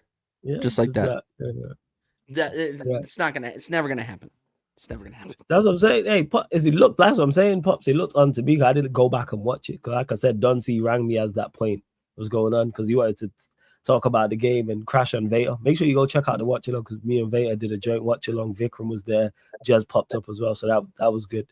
And also Catch rang me as well, ironically, to also crash on Vader. So I don't know what Vader had said prior that people are ringing me to crash on Vader, but here we are. And that's I wasn't even talking about United's last win at the Emirates. I was just talking about like the last time they lost there. Like their record there is exceptional. Like, do not get misunderstood. I'm not saying, can we go there and get a result? Yes, but I'm not going to be like, oh, it's going to be easy or like, nah. I'm fully aware. Yeah, that everything is still in their favor. Sir Carrick last time we lost at home, last time we lost at home in the Premier League was against Bournemouth on the 3rd of May. There we go. Last year, 3rd of May, 2025. Like, don't ever get misunderstood. Arsenal is still a very, very, kind of like I said, can we go there and get something? Yes. But it's not going to be easy. It's not. I said you were doing Sir Carrick Ferguson with Sir Carrick Ferguson is crazy. But people are going to run with that. That's actually, where did you hear that fact? Because that shit sounds fire. Yo, I know you didn't come up with that. That sounds fire. Big up to Carrick. You did the business today, but like, that's it, man. Like, glad he's here for like, yo, the interim, give him the job till the end of the season. Hopefully we finish in the Champions League spot. And we should have already organized before that, whoever the next manager is going to be. Who that is, I don't know. Yeah, I thought you saw it on Twitter. Sir Carrick Ferguson is brilliant. Let me ask you this. If he gets you Champions League and he does it convincingly, and your win ratio, I mean, how many games is left in the Premier League? I think it's 16 now. 16, what, for you? Yeah, 16. Yeah. 16. So it's a joke, man. Yeah, in the Prem. Let's say he wins, I don't know. Let's say he wins 11 of them 16 games. You give him the full-time job. Don't make the same mistake you made with Ollie. Understand what he's here for. Even if I've said this, no matter what he does, don't give him the interim job. So let's say that happens. Let's say he wins 11 of the 16. We finish 3rd. We're comfortable in the Champions League spot. We're playing good football, etc. Nah, don't make the same mistake. Bro, and they should have gone. They're capable. I would laugh my little head off if that happened, and then you got rid of him and went and got your full-time manager, and you're sitting there going, "Oh, who is it? Who is it? Southgate." Hey, them reports you know what? Them reports have been rubbish actually. So shout out to Fabrizio, because I know Southgate's good. He's good friends with a couple of the people in the hierarchy in the slot, but they're saying there's no links. We're not looking at him. Seems to be there's Erby, Glasner, Tuchel. They're the three that are they're the three main names. Can you imagine though, the madness? Like let's say Carrick does what I just said, 11 out of 16. And then you go and get a manager that plays with a back three again, like that'd be Man United all over, wouldn't it? That's facts. That is Manchester United all over. I keep telling people, there's nothing out of the realms of possibility with this lot when it comes to stupidity. There's nothing out of the realms of possibility with these lot. These lot, if it goes well for Carrick, could they give him the job? Yes, 100%. He's definitely capable if he does well. They could definitely be, because fans will call for it, and that's fans, and I understand why fans would. But you're not supposed to do that. You're not supposed to listen. You're supposed to make decisions, emotion aside. But they're capable of that. And not even to do with emotions. They're just that bad. We've seen how we've gone into the past 2 seasons with them. We've gone into those seasons with managers who shouldn't be in charge. That's how bad they've been. 2 different managers who should nowhere near. Everyone said they're not making it to the end of the season. Why is he in charge? And they didn't make that mistake once with Ten Hag. They said, nah, we're gonna do it a second time. So I hold nothing against these people. I seen Ratcliffe was finally back. He was in the stadium, people. I know they got that annual monthly meeting. Has he spoke yet? Has he still? I want to know, man. Where is he at? No interview. Because this guy was talking about, I'll never forget that. Oh, it's not a light switch. I'm going to give it no knee-jerk reactions with Amorim. And then you sacked him with a knee-jerk reaction. Someone got to ask him these things. Talk now. Word to your mouth. I keep saying this, talk now. I really want to know, like, what happened, what went wrong. Because you said you're not going to do a knee-jerk reaction. It's not a light switch. He's a good coach. You're going to give him 3 years. What went wrong? Because that was not even 3 months. That's what I want to know. These are just normal questions I have for this man. Somebody please do that interview because no one told you to do that previous interview. So talk now, go back. I think it was the Times. Go back to that. Go back to that. But yeah, with the next manager, who knows who they're going to go get. If they're smart, it should already be in place before it even gets to Carrick, let's say, winning 11 games or 12 games. There should be conversations about it now. But is there conversations about it now? I highly doubt it. I highly doubt I highly doubt they're having in-depth conversations about who the next manager is going to be. Which it should be, because it should be patterned up. End of February, they should know. March, you're approaching whoever it is, assessing the squad, who you're going to get rid of, who you're going to keep, what's the manager, is the manager on the same wavelength as you, whoever that manager is, do you have the same ideas, etc. But oh yeah, they're terrible, Khan. Well, I already knew this beforehand. They did it. I keep saying this. They did a deal with the Glazers. Fully aware. Yeah, but owners doesn't like to speak in public. Even my owners are a bunch of scumbags to have the balls doing public. He did though, Fats. This is why I'm on his case. If he did the Barada thing and didn't say anything, I don't even know what Barada sounds like. I'd hear it. He did the interview. He did this shit. October the 9th. I even know the date. Times podcast. Just go Google it. He did this shit. I'm not making this up. It's like, right, so since it seems to be going well and you want to back the manager, all right, when it goes wrong because of your decision, talk. Because you were talking when it's seemingly going well. I think it was after, what game was it? It was after the Sunderland game, I think, before Brighton and Liverpool and that. So yeah, talk. Because like I said, with Barada, I actually don't know what he sounds like. So that's why I'm not on his case. Even Wilcox, seeing him doing, I didn't know he was talking and doing interviews as well. Yeah, I got you, Si, no stress. Give me a sec.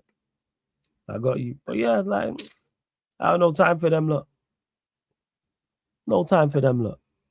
Well, I watched Iqbali doing a public interview. Like, if you're gonna be a silent owner, be a silent owner. If you're gonna be an owner who talks publicly, talk publicly all the time, not just when it's going well. Don't run and hide. Because we haven't seen Ratcliffe. The only reason why Ratcliffe's here is because they have an annual monthly meeting. If the annual monthly meeting was the end of the month, we wouldn't have seen him till the end of the month. Because we've seen Barada, we've seen Wilcox. They ain't said nothing. Yeah, I got you. Is it working, Si? Let me know if it's working. Pioneer, give me 1 sec. I'm gonna have to bounce anyway, but yeah. Yeah, no stress, Brandon, man. All good. Before you go, though, Brandon. Before you go. In the Milan scoreline prediction and Arsenal, Manchester United as well. You really can ask me that now. I have to ask you that now because next time we do the show will be the night of, like the night after that. Well, the night of that game, but the game would have been done. Yeah, that's criminal though. Asking me after what I just witnessed today. Jesus Christ, man. You got this, man. Have faith. Inter Milan. I don't know. Inter Milan's a difficult one because I'm like TJ. I want to see multiple changes for that. We don't need to be, busting man up to go out to Inter and try and get a win. We're already through pretty much. So save players, save players for Man United. If Arteta's sensible and he rotates, I think we maybe get a draw out of Inter. Maybe. I don't see us winning. So I'm going to go 1-1 for Inter. And then United, Arsenal. Oh, Jesus Christ. I'm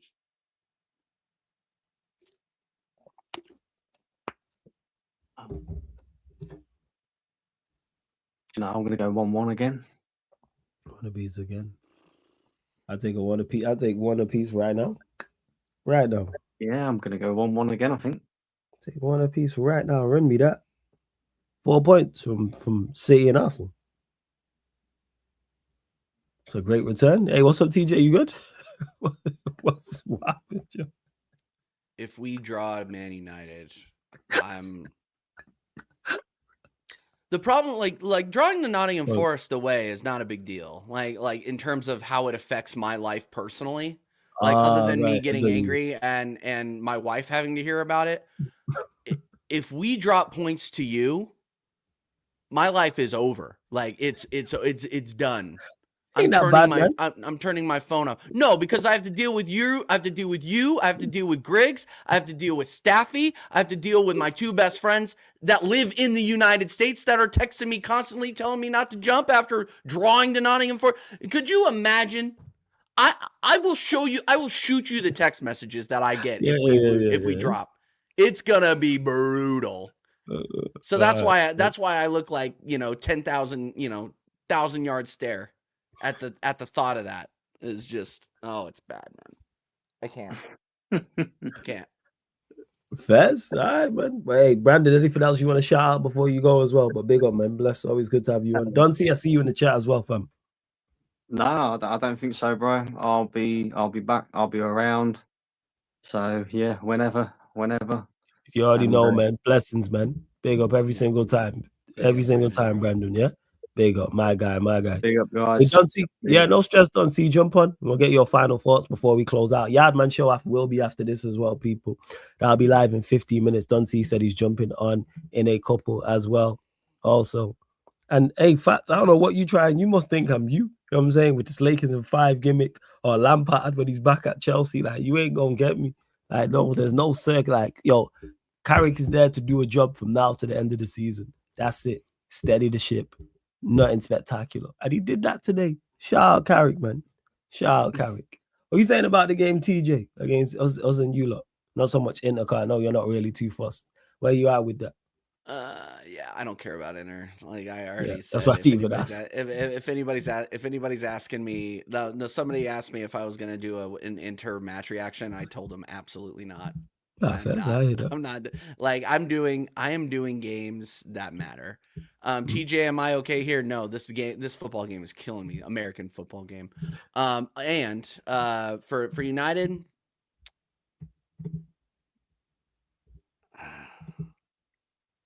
2-1 Arsenal. I definitely think we concede.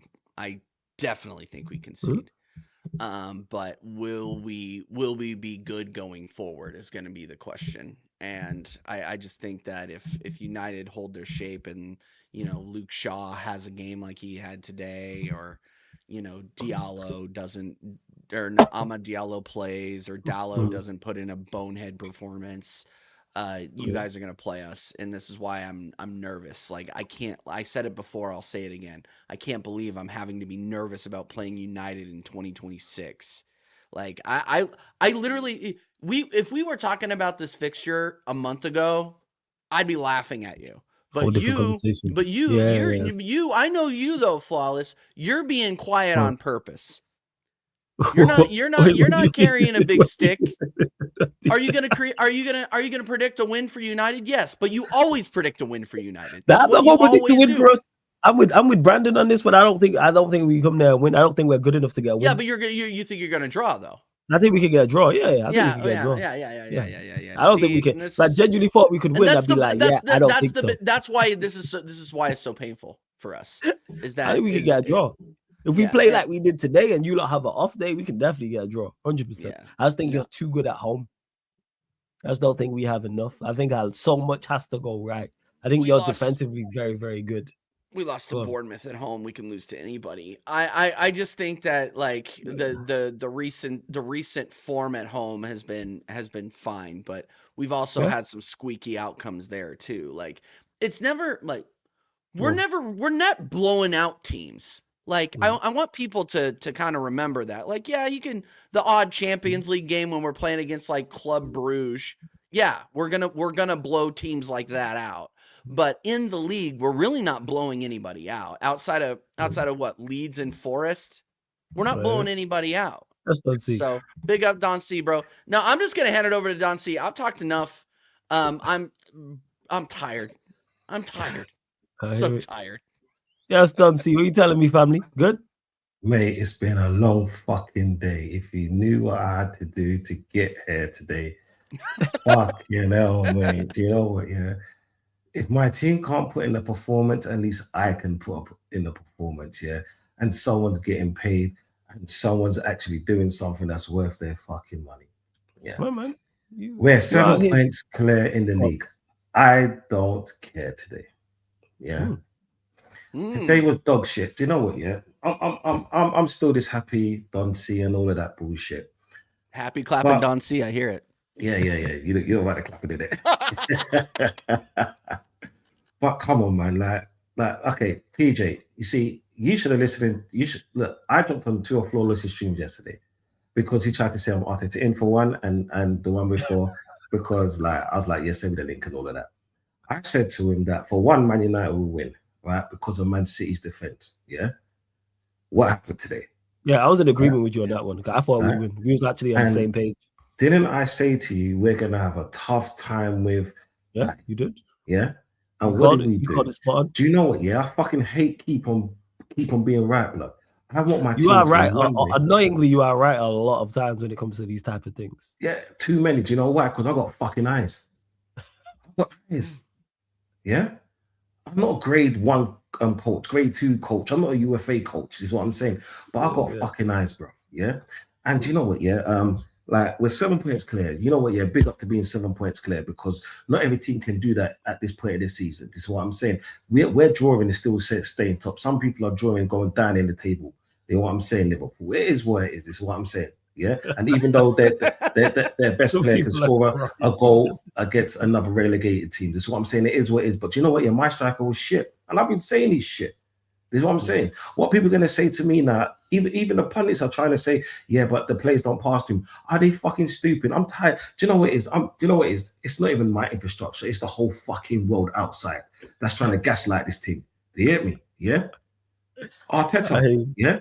Like, cool. I'm all about playing people on form, but do you know what? Yeah, there's playing people on form and they're playing the team that's in front of you because you got to change your tactics towards the team that's in fucking front of you. Like, do you know what? Yeah, I can't believe I'm going to say this, right? Why the fuck didn't we start Havertz up front? So, I was in a conversation because, like, it's like this. Yeah, I'm in a chat with Flawless and TJ as amongst every other chat I'm in, like, and I hear so much bullshit. Fucking plus, start Havertz up front. He's not fit. Cool, he's not fit. If he can give us 35 minutes, at least he can give us the first fucking 45 minutes. Look, right? I'm sorry I'm late, and I'm sorry. Do you know what it is? This is not a rant. This is more frustration of what I'm actually seeing. You know what I'm saying? Odegaard has been dog shit. You know what I'm saying? He had one good part in the last match, but that was it. And before that, he had 2 good performances against a piss poor teams. Yeah, he had one key pass. He had one key pass today. One, bro. But okay. I'm gonna give you a stat, right? I'm going to give you a stat which I saw in real time. Arsenal had their first shot on target to make the keeper have a save in the 58th minute. Yeah?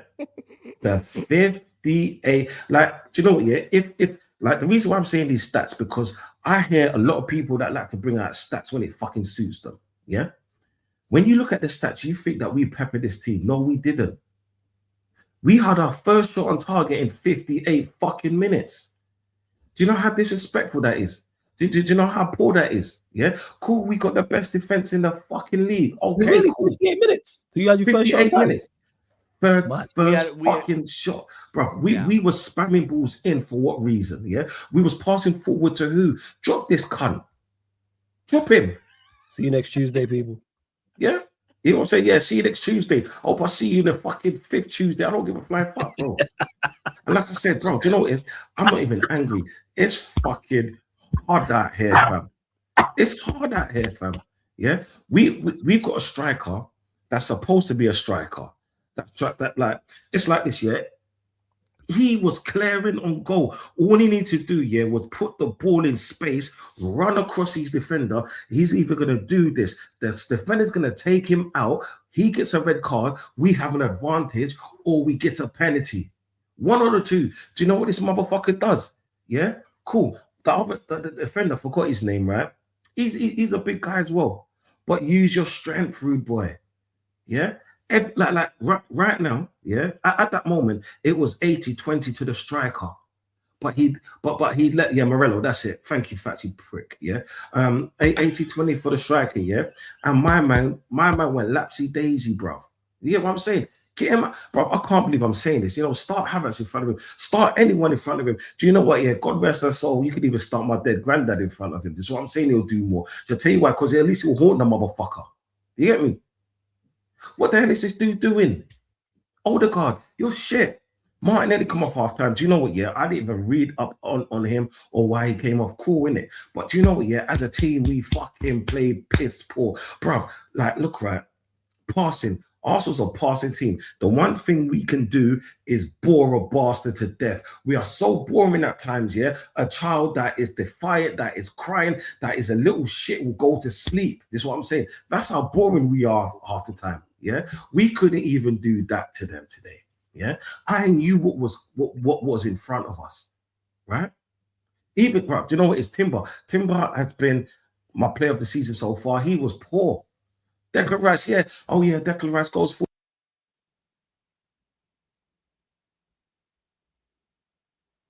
Is he gone off?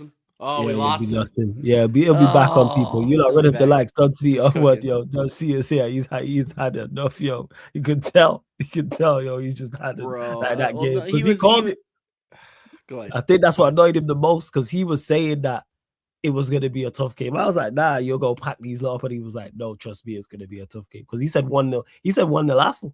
I said 1-0. I said 1-0 Arsenal too, but I was expecting a better performance, and I think that's what's most frustrating to me. Like I wouldn't have been surprised at a 1-0. Like that was actually my predictions, and it just didn't happen, and the performance was piss poor. I'll be back on people, don't worry, man. Yeah, you lot continue to run up the likes, hit the subscribe button as well. Told you he'd be back. Yes, man. There he is. Sorry, people, because you know what? It's gone again, hasn't he? He'll be back on people. Don't worry about it. The Cronkies are shutting him down.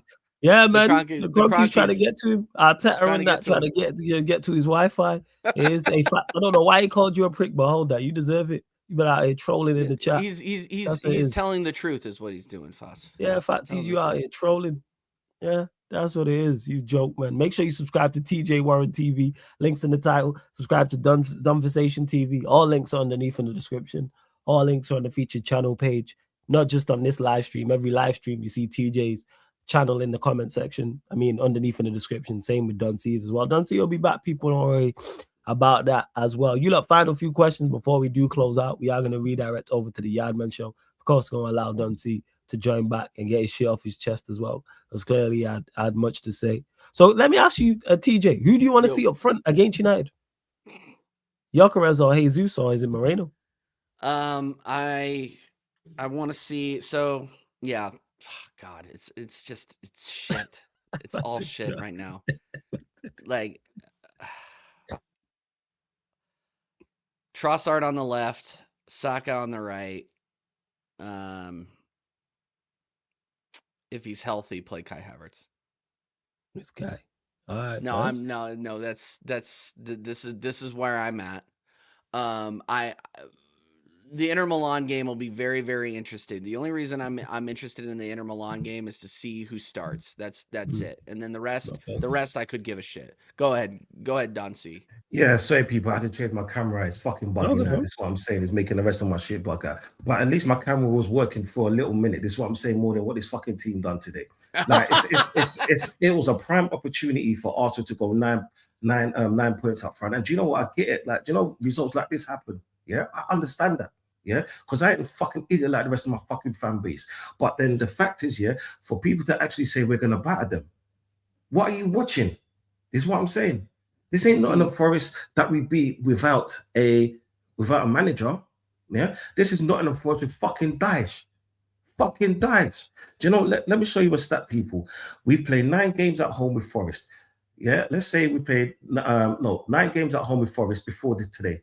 We won 4, we lost 4, and we drew 1. Yeah, we drew 1. This is in the Premier League era. Yeah, for you stat pussy on merchants. Do you know last season this fixture with Dyche at Everton, they done the same thing to us, and people thought that this was going to happen. Yeah, Scooby, I'm missing Zinchenko. Do you know what? Fuck you. He's going to your club next season. I'm protesting for that, you bitch. Yeah, pussy. Anyway, yeah.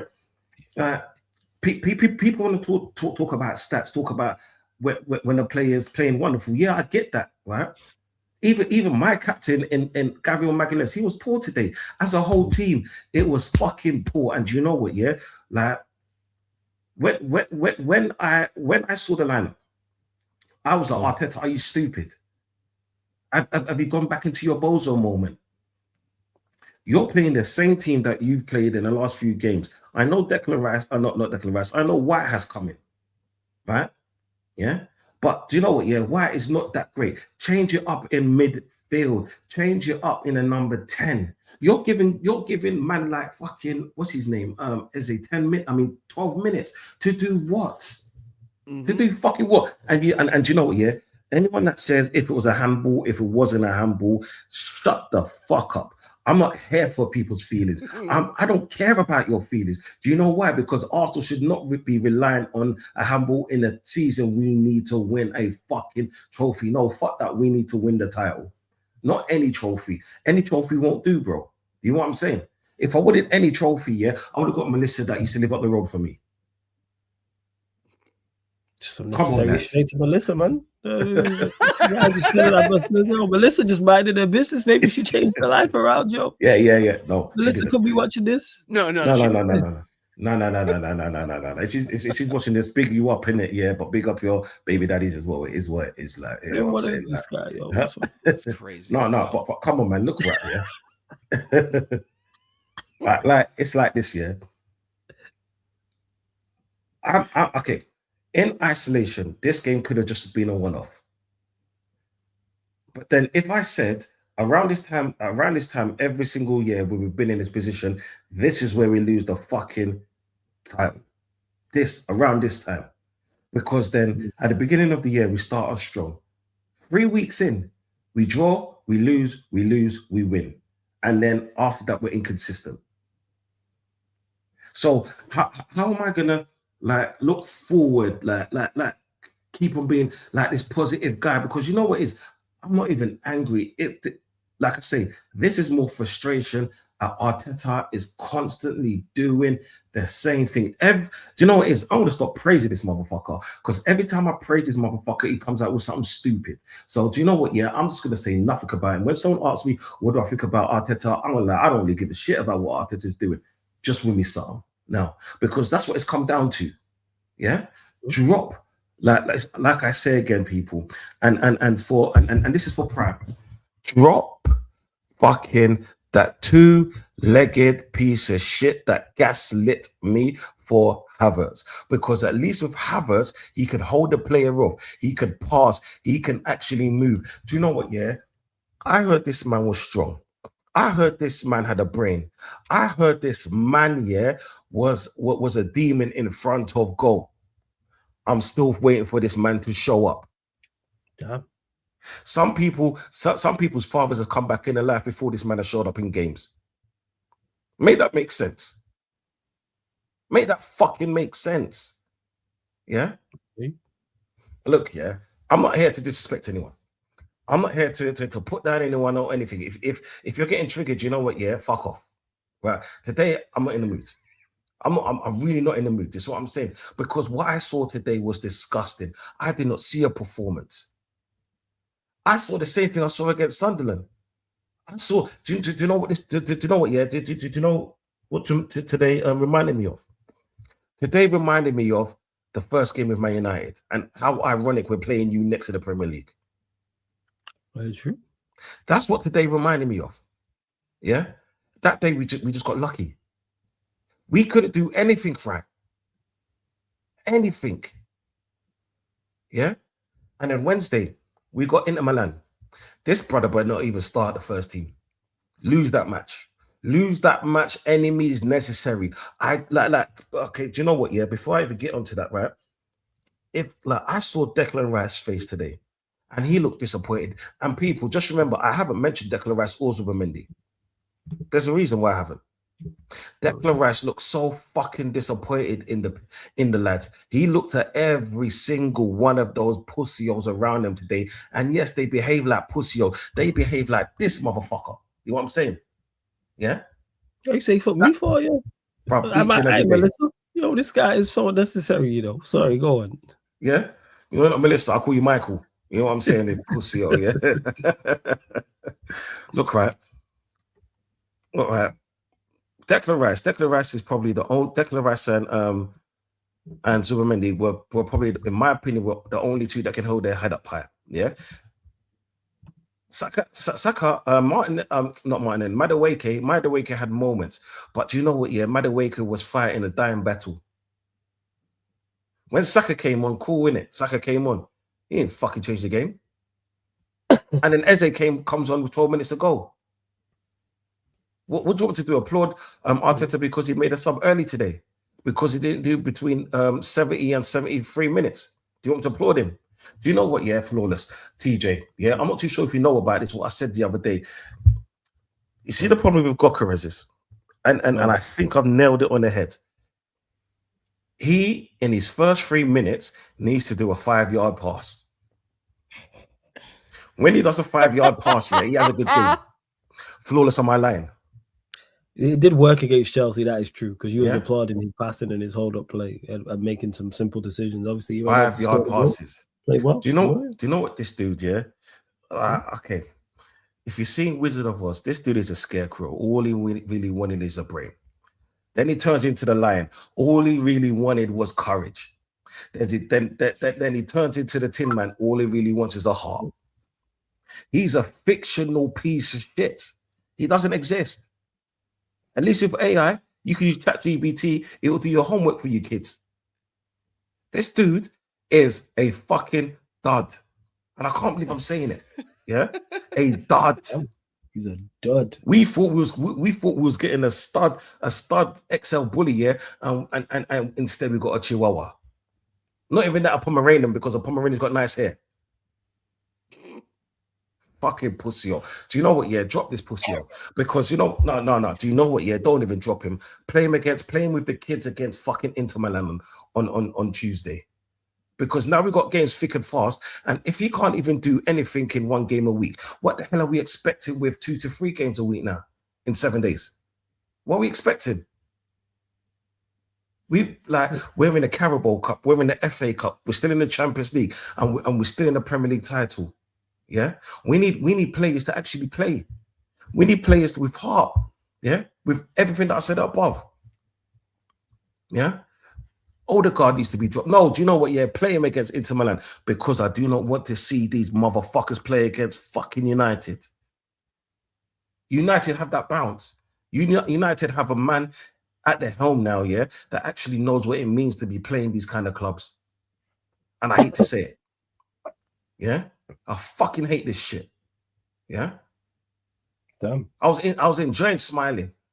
And yeah, cool, we're 7 points clear. Mm-hmm.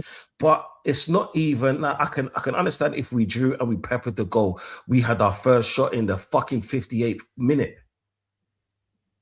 And in the end, we had like 14 shots with 3 on target. And to be honest, yeah, what we would have rely on set pieces, cool. Like we've got what have we had, like 11 or 12 set pieces this season in the Premier League. Cool, innit? Yeah. But remember what I always said, Flawless. What happens when we start losing? What happens when we start drawing? What's Arteta gonna do the next game? That's more important for me. And so far, yeah, he's done fuck all. Because it's all good when man are praising Declan Rice when he's having the best performance of his life against a team that's 15th or below. But do something with the teams in and around you. I understand that Nottingham Forest is fighting for their lives, yeah? But we're fighting for something more. The Premier League. Something that we haven't won since fucking 2000. No, fuck the 2005. Since I had hair. I had cane roll. I had cane roll. Yeah, Long game I roll have- as well. Shoulder I had length. long cane roll, yeah. Nah, man's got a Terry Crews look. You get what I'm saying, yeah. People are coming up to me and say, "Oh yeah, Dante doing a spit shine to shine your headpiece," and I'm like, "Go fuck yourself." You get what I'm saying, yeah. Yeah, you got the Johan Visa going on. I see. Yeah, it, yeah. I got the Johan Visa, but guess what? I walk around with clippers, yeah. Your hair could be like mine real quick. Keep fucking with me. You know what I'm saying? Keep fucking with me. Are you Wow. threatening my hair, yo? Are you Wow. threatening me? Are Yeah, you threatening but me, yo? I, Hey, man's no, like- Dante. but- Fuck you. but- How about that, yo? Fuck you with it. Huh? How about that? Fuck you. Huh? Waste man. Tired of this guy, yo. Just demoing me on my own channel the whole time. Fuck you with it. How about that? Yeah. No, man, No, but man. do you know what? Yeah, like on the positive, people. Yeah, like that. I've got that out of my system. Yeah, Go on. we got to do this now. Like we're 7 points clear. All right, Mm. we're 7 points clear. It should have been 9, but we're 7 points clear. There's a lot more games to play, and there's a lot more teams around us that's going to drop points. Yeah, Aston Villa, will they stand the test of time? No, they won't. Because once Europe starts, that's when you see them dropping more points. Because they haven't got that team. Yeah, big up. Look here. Arsenal. Arteta, not even Arsenal, Arteta. Just do your fucking job. Just do your fucking job. Yeah, that's all I ask. Yeah, because I got told this is, oh yeah, you man should back his thing. We all should be as one. No, we're only as one when it suits people. Because you know what? Yeah, people are too scared to call out their fucking favorites. If a person has a shit game, that's a shit game. But yeah, cool. We're 7 points clear. Cool. We're still at the top of the league. But that could change real quick. That do you know what it is? That's only 2 performances, 2 bad performances. And then things swing. You know what I'm saying? Things swing right round. Yeah. Our next few games after Man United, we've got a little bit of an easy run. But Nottingham Forest was supposed to be a fucking easy run.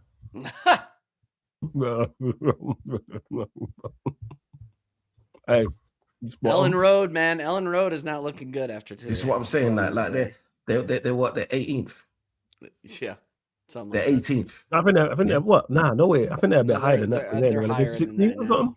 They're 16th. Okay, they're 16th. Bruv, 16, 15, Bruv, something do you know what? Yeah, Nottingham Forest, we shouldn't be dropping points in Nottingham Forest. Hmm. And this one, yes, the players played bad. I get it. The players, yeah. You can't, like Saka, you're holding shots just like Martinelli, just like Gokares. Gokares is the one I'm holding shots against, yeah, because he's the pivot man, right? More. Declan Rice, yeah, cool. Saliba played good. Raya, like, do you know what? Yeah, he was okay. Timber had a poor game. Right? Just fucking do better. Against Man United, just change it up. Release Eze. Do you know what it is? Like, if Eze, okay, Arteta, if Eze spoke to your sister, it's okay. Black people are friendly. He's a good kid. You know what I'm saying? We don't care. I don't know what vendetta you got against this dude. Release the motherfucker. Let him go ham on the pitch. You know what I'm saying? And you know when Arsenal start, we're gonna like all is gonna be forgiven once we beat Man United next week. I guarantee you. You're gonna hear people thinking, oh yeah, it was just a blip. So you're telling me back in the day, we couldn't get up for the big teams, but we'll destroy the small teams. Now we can't, we get up for the we get up for the big teams, but we can't beat the small teams. May that make sense? You got to treat every single game as an individual game. Yeah. I don't want to hear, oh yeah, but then the players are tired because of the Chelsea game. Yeah. This is why you have a squad, you pussy-o. I'm cool now. Ferris, man. Ferris. And I don't agree with you. I think Raya was mediocre today. He was not fine. There were a couple of bozo moments today, Duncy, where he's coming out and he's missing balls. Like on you play against a team like Nottingham Forest and he's playing the ball outside of the box like that and missing, they're gonna make you pay for it. So he needs to get right too. to be honest with you. We thought Kepa was bad. He had a few bozo moments today. So Yeah, he we'll did. see. But We'll see. Yeah, we'll see. Hey, before we do go, two things done. See scoreline prediction for the Arsenal Manchester United game. Obviously, this can change in the rest of the week. But where are you at now? Get your head from Jupiter or Mars and come back down to planet Earth. Who you playing in midweek? No one, because you're out of every single copy, motherfucker. Shut up. Wow. Wow. No, the beast start. No. Do you know what it is, bro? Because now our next Premier League game is against Man United. Yeah, I'm shooting fire. I'm shooting shots at you today, blood. I'm shooting shots at you tomorrow. Just today. What you play United? The Arsenal play United every week. Huh? This fucking guy, yo. You just take shots anyway. Now you know this guy. PTSD from before that. Can I get a scoreline prediction, please, mate? Thank you. Do you know what?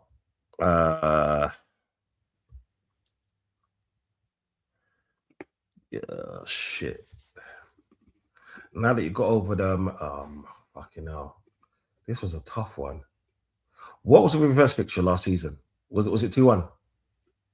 2-0, wasn't it? It was 2-0. 2-0, yeah, 2-0. And then we beat you 1-0 this season. But then the last game, first game we played shit. The last game, like at City, you were really good. Oh yeah, big up you, man. You man were really good against City. Like I did tell you that, but it is what it is.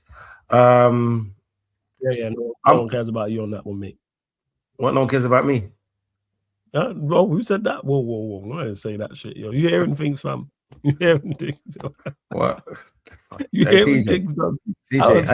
And you wonder why I treat him like this. Oh yeah. You know, I just can't take it. I just don't take it personally anymore. It's just kind of like he's just gonna do. It's crazy. Don't see always taking personal shots. I thought we were bros. And yes, Alice, you did call it. You did say 2. Yeah, you did say that. Big you up. So Duncy, can I get a scoreline prediction, please? Fucking nice trying to rush me. Pussy. Do you know what? Yeah, you man have been on this thing. I would say 3-1 Arsenal.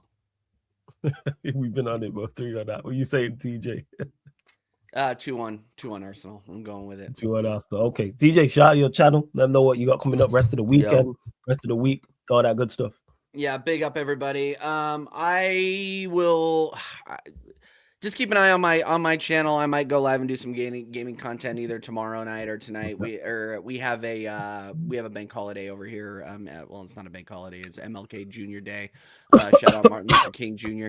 On Monday. So yeah, and so we have that. So I'll be generating some content there. I'll be live with Staffy on Staffy TV for American Waffle Monday night, and then yeah, we'll likely do a match reaction. I think I was just upset when I was talking about Inter Milan earlier, but we'll do a match reaction to that one, and then obviously a match preview for Man United.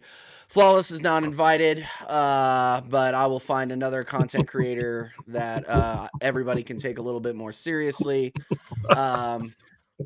Flawless, do you know Sheik's available? Anyway, all right. Big up everybody. Sheik is available, yo. Big up everybody. Big up Flawless. Big up Don C. Subscribe to my channel. On the road to 2K. Thanks, guys. TJ Warren TV. Make sure you subscribe. Don C. You shout out your channel. Let them know you got coming up tomorrow, rest of the weekend. Donversation TV, rest of the week, I should say, or next week. Yeah, Donversation TV. Do you know what, people? I'm so random that I just pop up like this. Is what I'm saying. That's what I do. I need to be more consistent. I'll try have a show tomorrow, but I'll definitely be on Mud Brothers on Monday, and I might do a show before that. So the best thing to do is go onto the channel, hit the like, hit the subscribe, put the notification bell on, and then you'll see exactly when I'm on. This is what I'm saying. Come over there. We have fun over there. We curse. We're loudmouth, we're vulgar at times, is what I'm saying. But we do talk a lot of sense, and we do have a lot of conversations. You hear what I'm saying, people? But make sure you're subscribed to TJ Warren and Flawless as well. This is what I'm saying. Sarcasm City TV and the extra channel and the gaming channel, because man's a hustler out here. I just want you to know. Yeah, what I'm saying, people. So manners and respect, and good afternoon, good evening, and good morning, depending on what time zone you're in. Blessings, people. There we go. So yeah, there you go, people. Subscribe to Donversation TV. Subscribe to TJ Warren TV as well. All links are underneath in the description, all on the featured channel page. And on this, big up Ed as well. Been a member of the channel for 8 months. Link is in the pinned comment for the membership. Let's big up the Sarcasm City TV family every time. Who do you lot want in the 9? Moreno, Havertz, or Jesus? What would be worse, losing the Premier League title to City or Villa? I think 9, I think.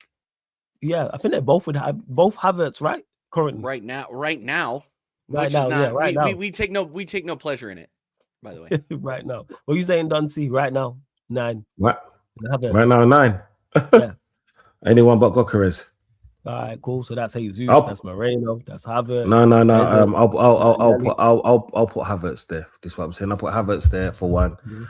And yeah, and who's worse?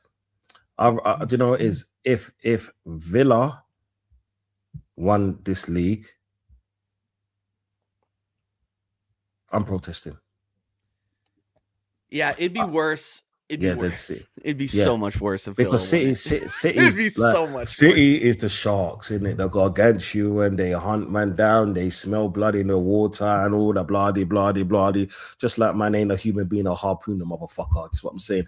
And start cooking up, make some shark steak out of it. You know what I'm saying? All right, no. If Villa lost the league, I mean, if Villa won the league, I would start to like Arsenal club will hate me. I'll be honest, one bad thing. Yeah, all right, people. We're gonna close out on that note, but we're heading over right now to the Yardman show. So this stream's gonna end and that stream's gonna start again. Subscribe TJ Warren TV, Conversation TV, right here, Sarcasm City TV, Sarcasm City TV Extra as well. And don't forget this show, all the other shows you see on the channel, apart from watch-alongs, fan calling shows, and gaming content. Members content is available on all audio platforms. So Spotify, iTunes, SoundCloud, etc. So if you want to listen on Spotify, type in Sarcasm City TV, follow and 5-star us. Same with iTunes, Apple Podcasts, SoundCloud, or wherever you get your podcast. But yes, people, on that note, we are going to close out. But like I said, going live for the Yardman show in literally 20 seconds, people. This has been the Manchester United Arsenal podcast. Man United pod meets the Gonna Talk from the Arsenal pod live on the Sarcasm City TV YouTube. Thank you very much for tuning in. See you lot in a couple minutes. Big up Catch in the chat as well. Salute. Big up Catch, man. Later. Catch. Hey, blessings.